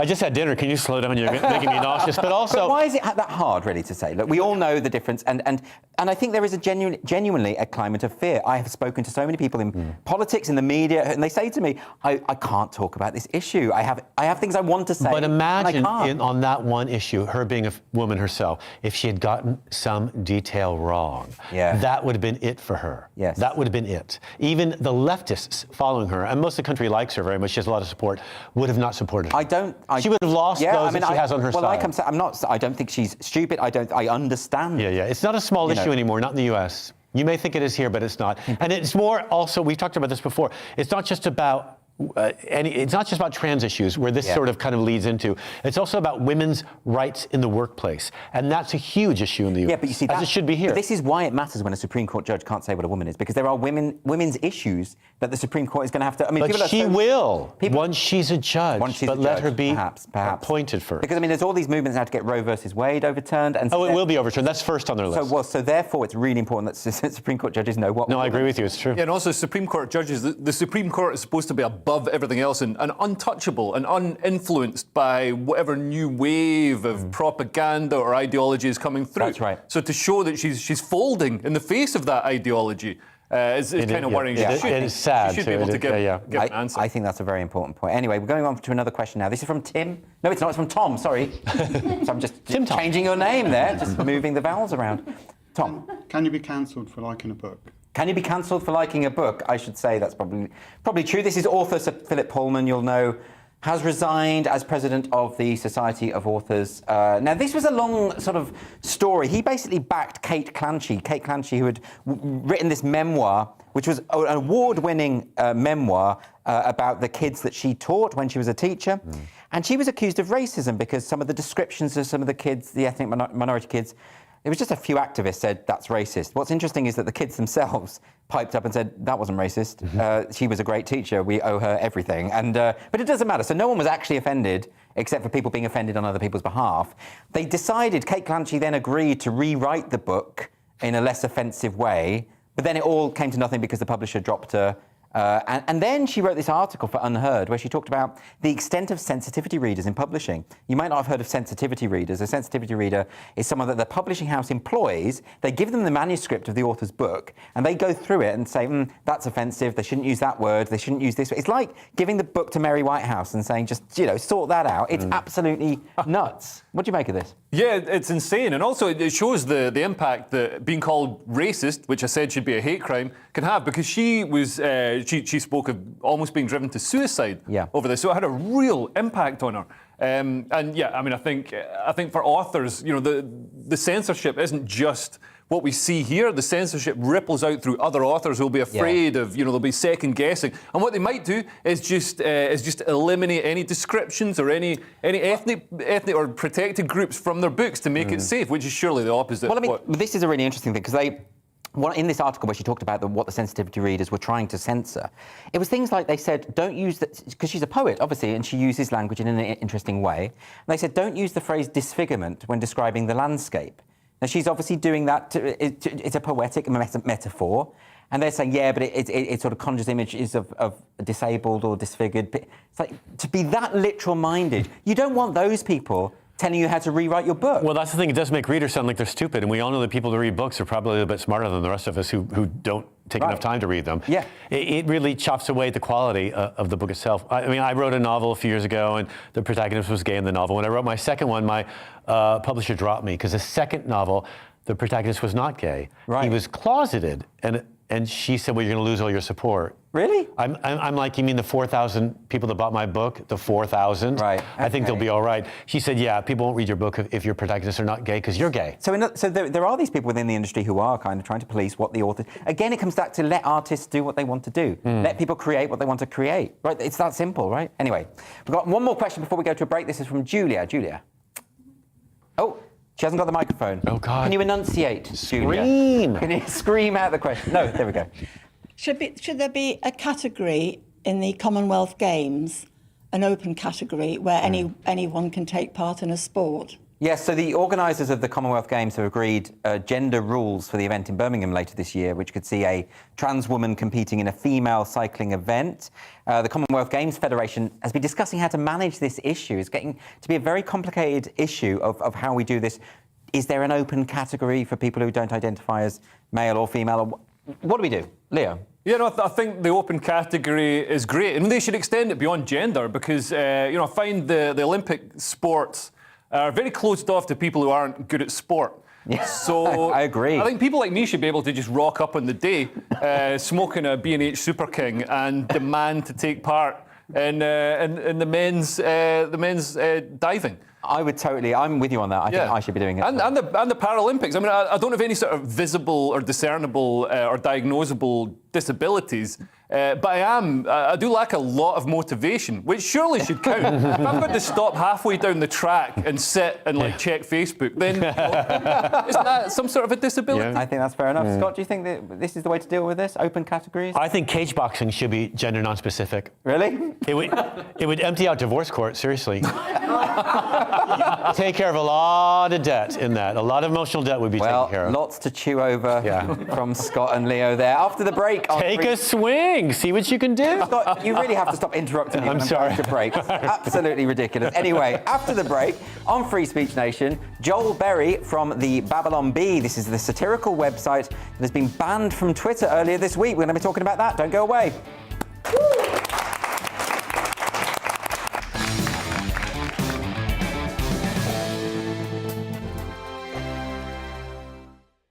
GB News is the UK's home of discussion and debate from all perspectives. To stay up to date on the latest stories, make sure that you subscribe to the GB News channel right here on YouTube. You can watch us live 24/7 across the whole world. You can also check out exclusive content and catch up on previous episodes of your favourite shows.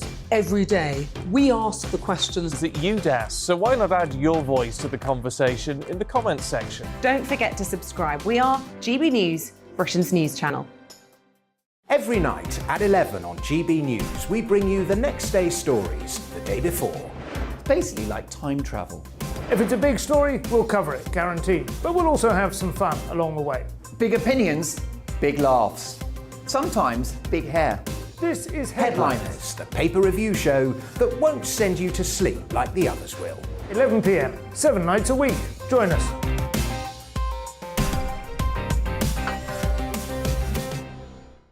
Hello there, I'm Eamon Holmes. And I'm Isabel Webster.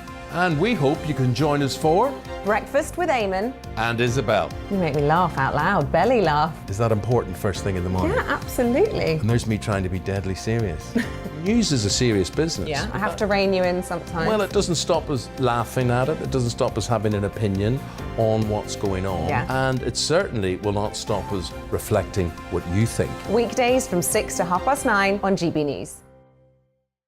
I'm Dan Wootton. Join me Monday to Thursday from 9 to 11 for the feistiest and most fun news debate on TV, where free speech reigns. I'll bring you a sharp take on the day's biggest stories, bombshell newsmaker interviews, and A-list guests. And I guarantee you, no spin, no bias, no censorship, and no reason to go to bed. That's Dan Wootton Tonight, Monday to Thursdays from 9 on GB News.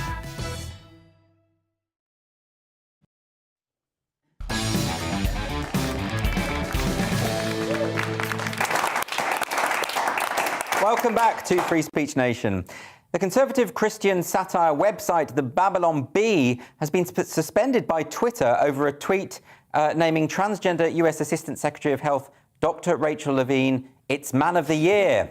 Despite facing the prospect of a permanent ban from the social media platform, where it has 1.3 million followers, the Babylon Bee has struck a defiant tone, refusing to delete the offending tweet. And the managing editor of the Babylon Bee, Joel Berry, joins me right now. Joel, thanks for joining me today. Thanks for having me. Appreciate it. Joel, can you explain to me what's actually happened? So it's not as though the account has been completely nuked. It's that you're refusing to delete the tweet that they're telling you have to delete. Is that right?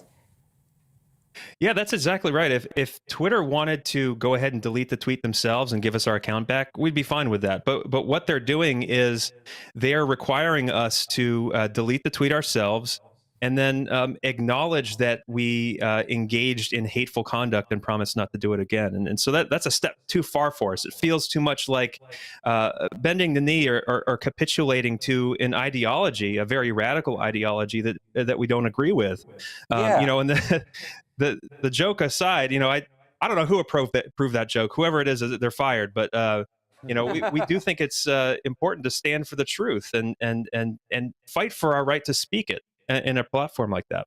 But this isn't the first time that Twitter have done this. I mean, I remember about a year ago, there was a kind of purge of satirical accounts. There were loads gone. My friend Lisa had her account taken. She had a character called Jarvis Dupont, who was a really hilarious character, just gone, and no reason given. I think at the time the Babylon Bee was taken off, but then restored. Was that right?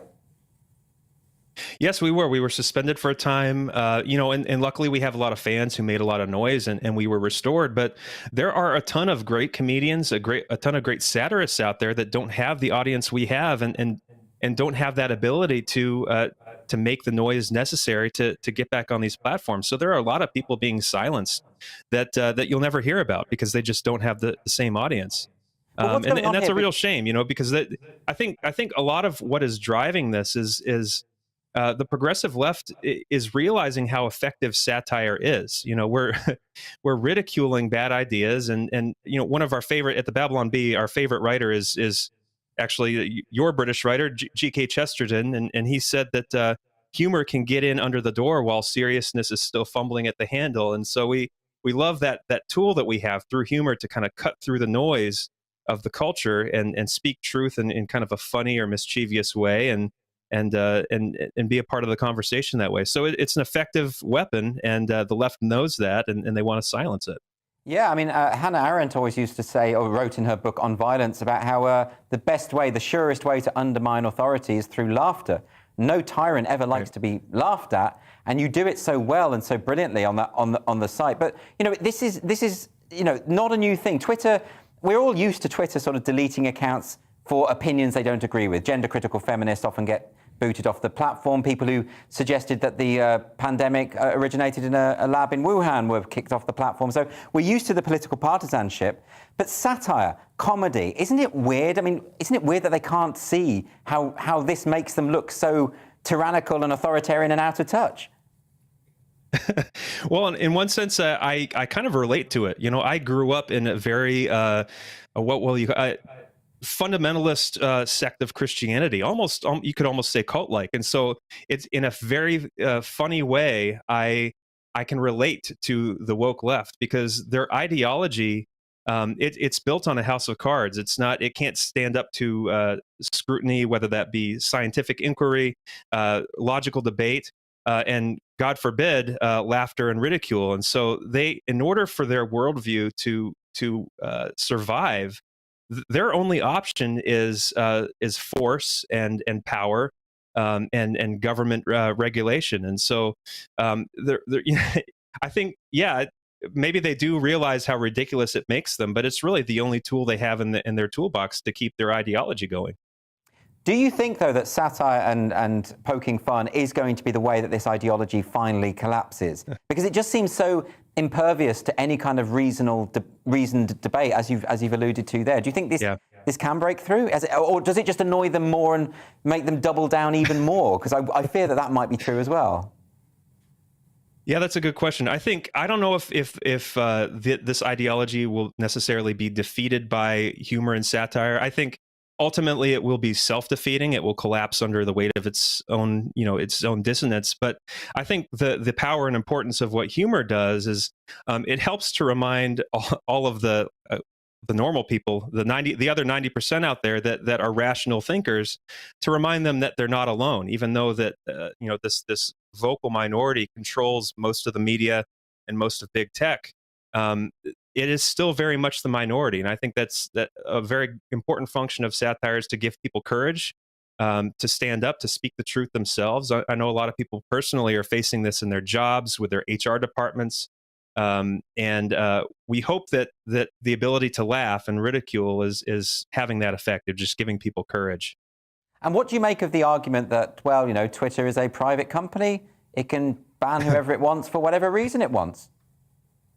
Oh, yeah, I don't consider it a traditional private company. I mean, Twitter is so powerful, so monopolistic, and it's in bed with the United States government too. I mean, the government has been very clear in America about sending messages out to big tech about who they want silenced. During COVID, Press Secretary Jen Psaki here for the president explicitly said, we want these people taken off of social media because of COVID misinformation, and big tech capitulated to that. So in a very strange way, the government is laundering their censorship through these private companies. And to me, that makes them a non-private entity. They're just kind of a shadow arm of the government at that point. So what happens next for the Babylon Bee? Do you have other platforms that you can use? Yeah, well, we're on all of the other platforms. There's Parler, there's Gab, there's Getter, there's Telegram, Facebook, and we're going to keep posting on those platforms. But we also are going to fight to be back on Twitter. I think it's important to be a part of the public square. We don't just want to be posting and talking to people that we agree with. We want to be mixing it up with people we disagree with too. I think that's very important. So the fight's not over. We're not going to delete the tweet, and we're going to keep exploring any avenue that we have available to us to fight for our right to speak there. I think that's a really important point. That the woke left do seem to dominate Twitter quite a lot, and so in a sense you need to be present there, not just on websites with like-minded people, and particularly because they get so angry about it. And part of the fun of the account is seeing how angry the targets of your satire can get. Oh yes, they kind of provide the second punchline to our joke when they cross their arms and they say, "That's not funny. Don't joke about that. It makes it so much funnier." So the mischief the mischief of it just never ceases. I really do hope that the account comes back, because Twitter wouldn't be the same without it. Thank you very much for joining me today. Thank you so much. After the break on Free Speech Nation, British Olympic royalty Sharon Davis on the Leah Thomas issue and much more. See you then. I'm going to read it.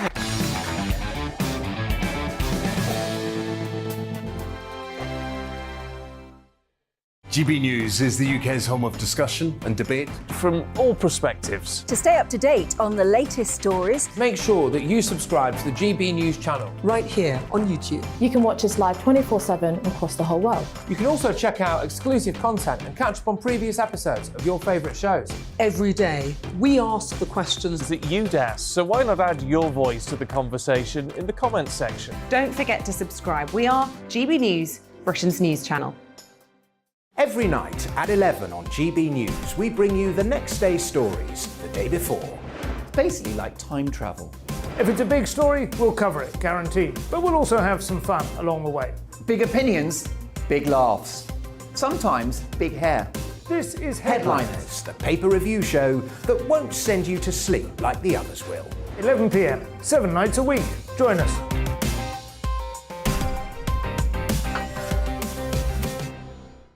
Hello there, I'm Eamon Holmes. And I'm Isabel Webster. And we hope you can join us for Breakfast with Eamon. And Isabel. You make me laugh out loud, belly laugh. Is that important first thing in the morning? Yeah, absolutely. And there's me trying to be deadly serious.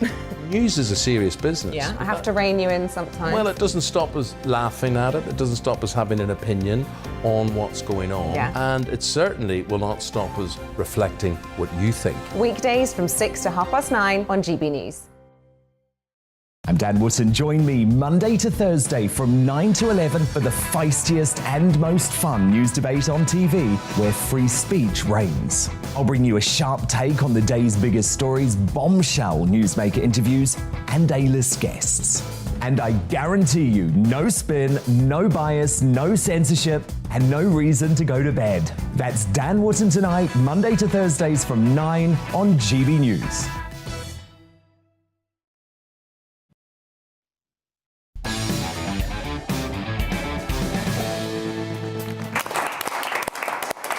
Welcome back. So 10 days ago, Leah Thomas became the first openly transgender athlete to win America's top trophy in university sports, swimming to victory in the women's 500-yard freestyle race. But this has become a very controversial issue, a lightning rod in the debate about trans women in sports. And it's been questioned by many sports stars, politicians, competitors, even teammates' parents. And there's been, of course, many protests, people saying that this gives people who've been through male puberty have a natural unfair advantage. And among the critics, we have the Olympic, European and Commonwealth medalist Sharon Davis, who says athletes have been silenced from voicing their honest concerns. And Sharon joins me now. Sharon, welcome to the show. Thank you, Andrew. It's nice to speak to you at last. Yes, it's lovely to have you on the show. I want to ask you about this because you've been very vocal in this debate, and I would say you've had a fair share of flack for doing so, because so many athletes and people in competitive sports are terrified of speaking out. Has that been your experience? Yeah, absolutely. I've been speaking out now since, well, I suppose the last 3 years, really, since it's obvious how it's impacting. But the rule changed in 2015, so it wasn't in time for any transgender athletes to be in Rio. But we obviously had our first transgender athlete with Laurel Hubbard in the weightlifting in Tokyo. So it's kind of now, it's really beginning to reach the general public to actually see that it's ridiculous. That there is a difference between male and female athletes. That's why we have separate categories. Sport, by definition, is exclusionary. So, for example, if we had the under 10 race, we don't have 14-year-old boys in it. We only have under 10. In the Paralympic Games, we have many classifications. So someone that's missing both of their arms and both of their legs isn't racing with someone that has all of those limbs. In boxing, for example, we have weight categories. So all of these things are there to give people a level platform to be able to do sport. And that is the absolute reason why we have women's sport, because men otherwise would win everything. There is a difference of between 10 and 30% in Olympic sport. And that's absolutely huge when medals are won by hundredths of a second. And these are people that are training, 10, 12 years of their life, in my case, 6 hours a day. And the difference between, making the final is minuscule, and we're expected to just give away 15%, and that's okay. And this only happens in women's sport because it doesn't go the other way. Transgender men, biological women, will not impact on male sport whatsoever. So it's just women that are expected to roll over and win their race and lose their races, And when you say all this, it just sounds so reasonable, and yet it stirs such ire. I mean, you've had people say awful things about you for saying this, accuse you of hatred, transphobia, bigotry. How do you react to that, or how do you feel about that? I've got to the point now, it's water off a duck's back, because those words are thrown at anyone that voices an opinion to try to shut everybody up. And it's very similar to your previous guest, and that's their agenda, that's their weapon, is literally to try to shut everybody up so that they just don't have any reasoning, any science. So 3 years ago, I got 60 of my friends that were all Olympic medalists and world medalists to write a letter to the IOC. And we just said, please, can you do the science first? You know, we want inclusive sport, but we also want to protect sport for females too, because they deserve that. Can you do the science first? And they just totally ignored it. And many of those 60 have not stuck their head above the parapet, but a lot of people are doing things behind the scenes that you're not necessarily aware of. But why is it that those in authority are just ignoring the science on this? Why would they do that? It doesn't seem to make sense. Because we just seem to be going down this route that inclusion trumps fairness. And that's fine if you happen to be male, because for you it will benefit if you're male. But if you're female, then you lose out in every single direction, you know. And so it's just incredibly frustrating. For example, again, the NC2A's competition that you talked about, in the same races with Leah, there was a transgender man who is a biological female who decided to swim with the women.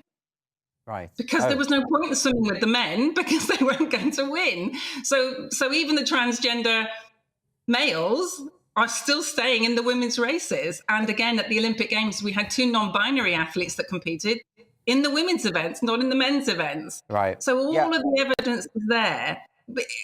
And it just flabbergasts me. And I suppose I speak out because I was very much affected, along with a lot of my friends in the 70s and the 80s, with the GDR, you know, drug doping system. Yes. And for 20 years, the IOC did absolutely nothing. And people now pretend as if we didn't know, but we absolutely knew at the time what was going on. And it was just allowed to happen, you know, Olympics after Olympics.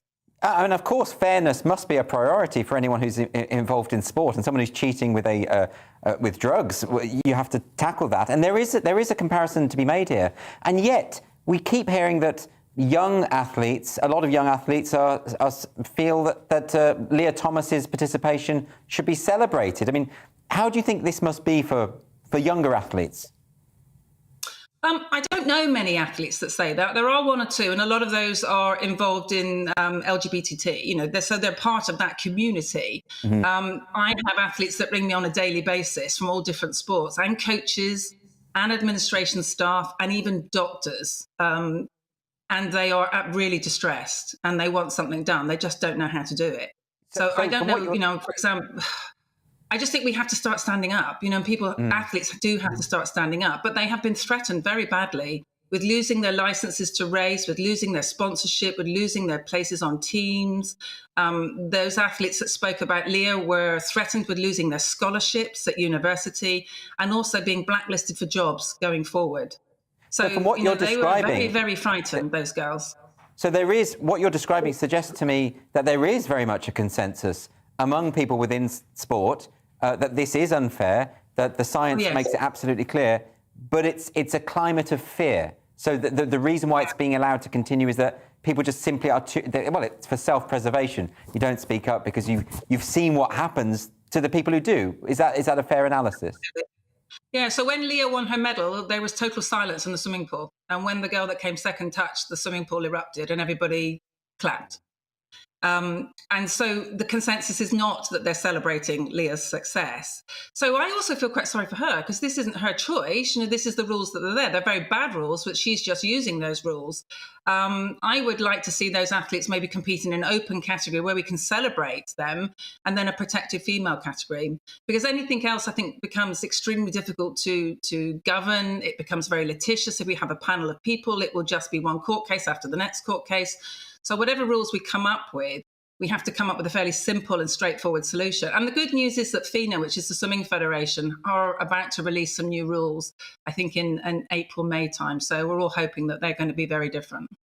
Because, of course, if we can understand from a human perspective that if you are someone who has been through a transitional process, who feels like that's something you need to do in order to be happy, and you're also a vocational sports person, well, you would want to continue to race, and you would want to race in the category that you feel is most appropriate to you. So from a level of compassion and empathy, we understand that, right? Is that a fair point?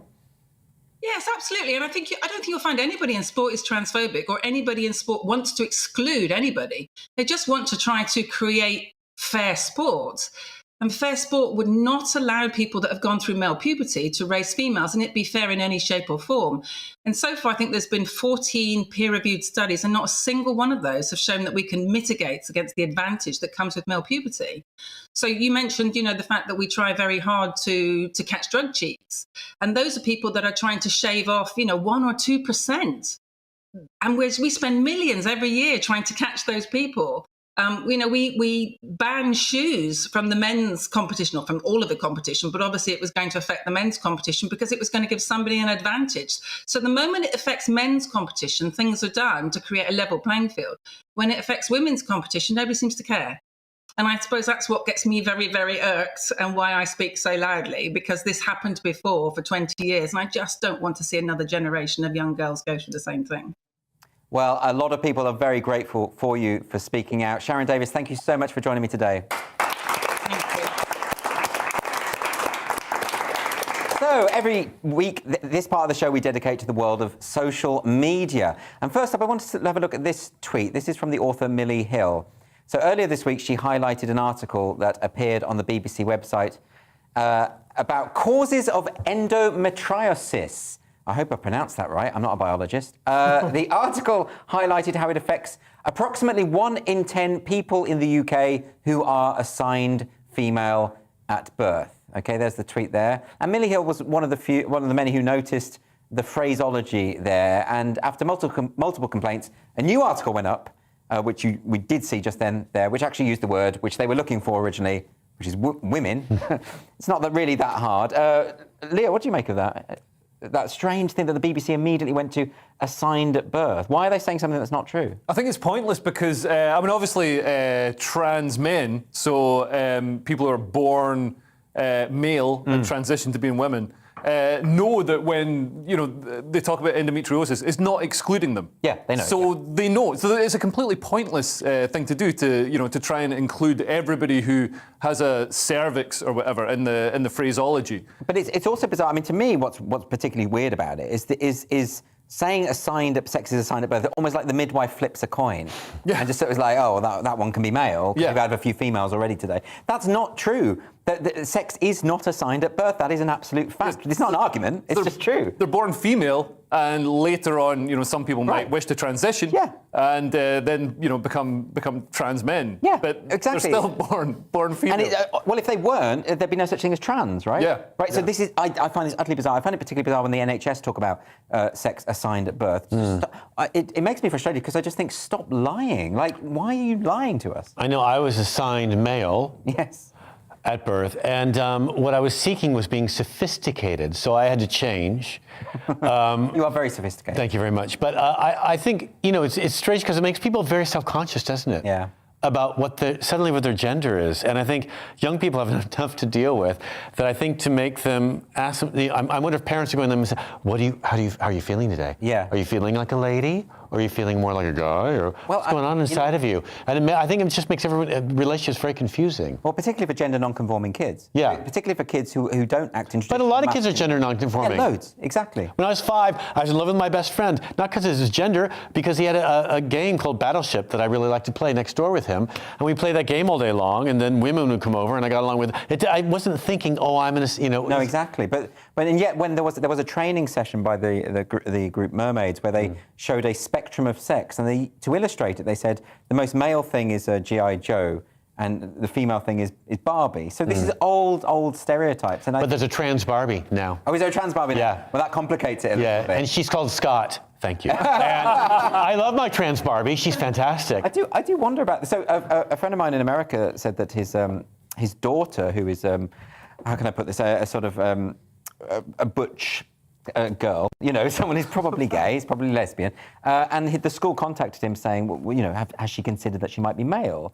And this kind of thing, I think, is very, very odd. People don't think it's happening. Yeah, yeah. But what's that about? And to have this, the questions and it being influenced on children. I think it's fine when people are old enough to make their own decisions at the age of 49. No, I mean it's fine, later on for people to make that decision. But children are quite vulnerable in terms of ideas. I mean, on the flip side, it's glory days to be a misogynist. It's amazing. I can cheer on. I mean, I know Sharon doesn't like it, but don't really care what she thinks. I can cheer on a biological male, like just smashing women's world records in the swimming or in the weightlifting, and if anybody criticises me, they're the bad guy. Oh, what a turnaround. It is amazing. Anyway, next, Kim Jong-un has had the Hollywood treatment in a bizarre slow-motion video released from state TV, and in it, the country launched its largest intercontinental ballistic missile test ever, showing the world the might of North Korea's nuclear force. Let's have a look at this.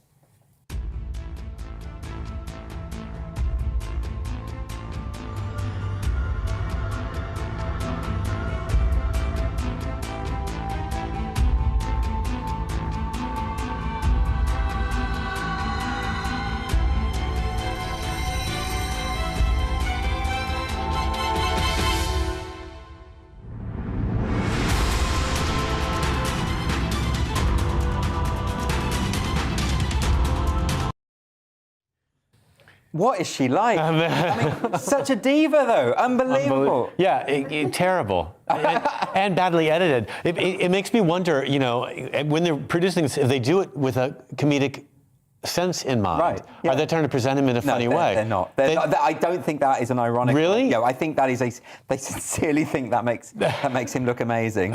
You think so? Because ISIS had such amazing production values in videos. I mean, I know you're watching a Jordanian pilot being burnt to death in a cage, but still, you had to admire the cinematography. Yeah. They're obviously out of work now, so why not go and work for Kim Jong-un? So, they can make better films of him coming out of a hangar in slow motion. I just think it's incredible. They don't have to try hard at their propaganda, do they? Because the citizens are so cowed. And when you see people that large moving slowly, you're not sure if it's slow motion or not. It just means that he can't carry his own weight. I do.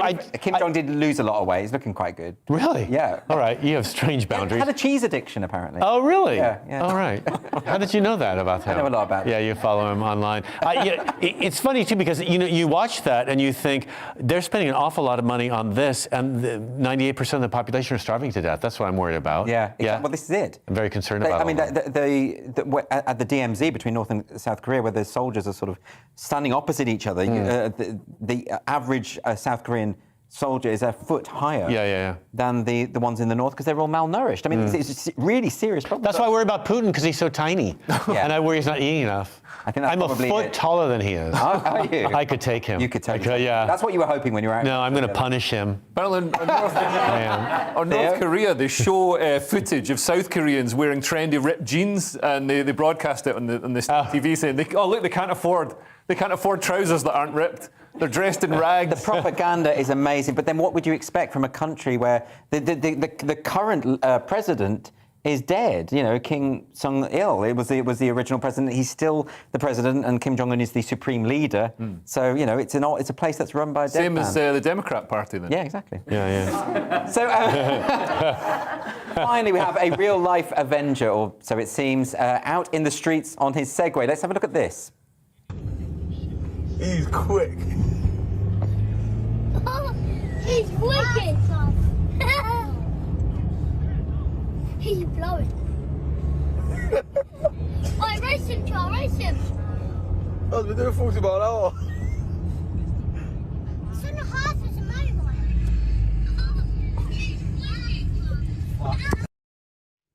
Okay, that's an accident waiting to happen, right? Oh, absolutely. I've never seen such a good advert to get rid of the NHS. He can only do that because he knows when he wipes out against an old lady who's taking her bins out that he's going to get picked up and treated. I mean, would you do something like that? No, I can barely walk. I don't know.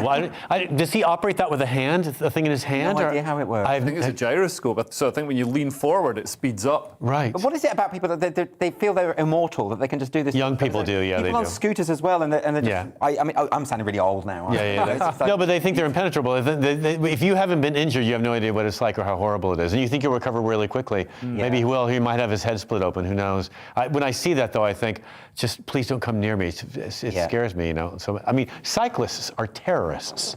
Absolute, they are. When you're walking along the canal where we live in Shoreditch, if one goes by you, they yell all these expletives in your ear because you're on a walking path, and you get in their way. They're terrible. I know one or two get killed in London every once in a while, but weeding the herd, I think. Some of them, they're out to get us. They are. Well, let's move on before we get complaints from cyclists. Anyway, we're going to now, just before the end of the show, I want to talk through some of your unfiltered dilemmas. You've been very kindly emailing us with your problems. I have no idea why you do this every week, but I'm grateful. Our first dilemma is from Steve, and Steve says, I've matched someone on a dating app who works in the same building as me. How do I ask her out? I mean, you've come to the right place, right? Because we are all, well, Leo's just got married, so you are successful at courtship. I'm an expert on you are an expert. Getting somebody to marry you. Yeah. So what would you say to Steve? What you've got to do is ask her out. That's really the extent of how you ask someone out. I mean, but look, Leo, if you're the sort of person who doesn't know that and has to write into a TV show to get that advice, you're probably not marriage material, are you? Yeah. Well, maybe he needs to make sure that she's watching GB News as well. Yes. If he tells her to watch this show and catch up, then she'll get the message. She'll get it. Unless she's a bit thick too. Never know. Sorry, Steve. What do you think, Scott? It's likely that both those people are going to die alone. But also, it is complicated in a workplace to ask someone out. It is actually. It definitely is. It is. And it can set up a really weird atmosphere, and there's all those rules and stuff they have. I think the best thing to do is just follow her home without her knowing you're there, and then watch her for a few days. Yeah, to make sure that she's the sort of person you'd be into. Exactly. And then once you know that you're sure about it, then get her. Great advice there. No, like maybe when she goes to get in the car in the morning, just hop in the passenger side and lock the doors. It's a bit Silence of the Lambs, but I understand the principle. Okay, let's move on to another question now. This is a dilemma from Jane. Jane says, I look after a team at my work, and one of them is consistently late, but every time she turns up, she greets me with a joke and makes me laugh, disarming me.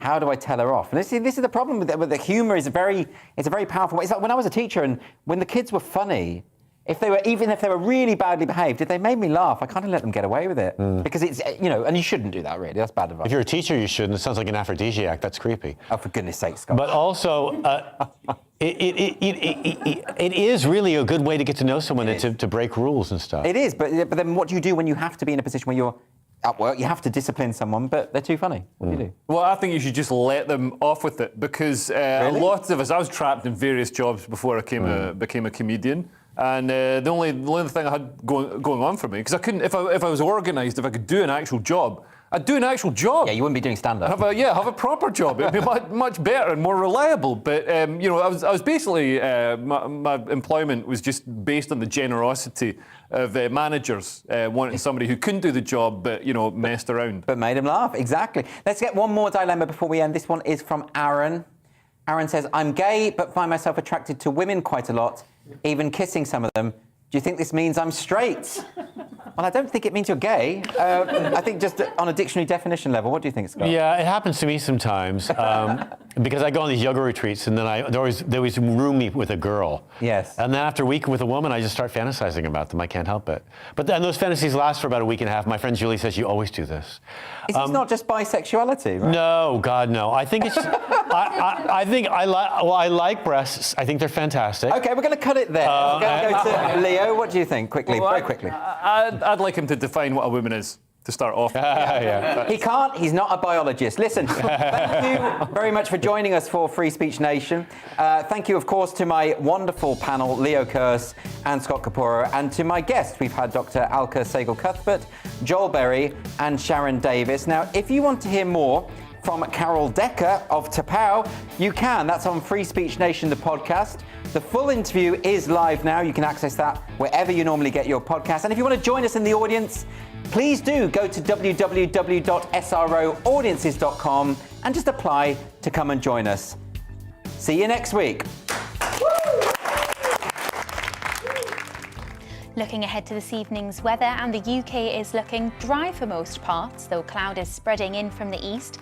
Let's take a look at the details. In the southwest, there will be largely clear skies to the end of the day, although some cloud will linger around south coastal parts. It'll turn cloudier and colder next week. In the southeast, there'll be more cloud around. It should stay dry overnight, but there is a risk of dense fog patches forming. Cloud will spill across parts of Wales this evening. Eastern parts are likely to be cloudier than further west, where there will be still largely clear skies. The cloud will be thick across parts of the Midlands. This is how it will remain through the night, with 1 or 2 showers possible, though the majority of places will remain dry. Whilst there will be some lingering cloud, mist and murk out in the North Sea, away from immediate coastal parts, much of northeastern England will have clear skies to end the day. For eastern parts of Scotland, we'll also have some low cloud affecting coastal parts. Otherwise, there will be barely a cloud in the sky, allowing temperatures to drop at night. Skies will remain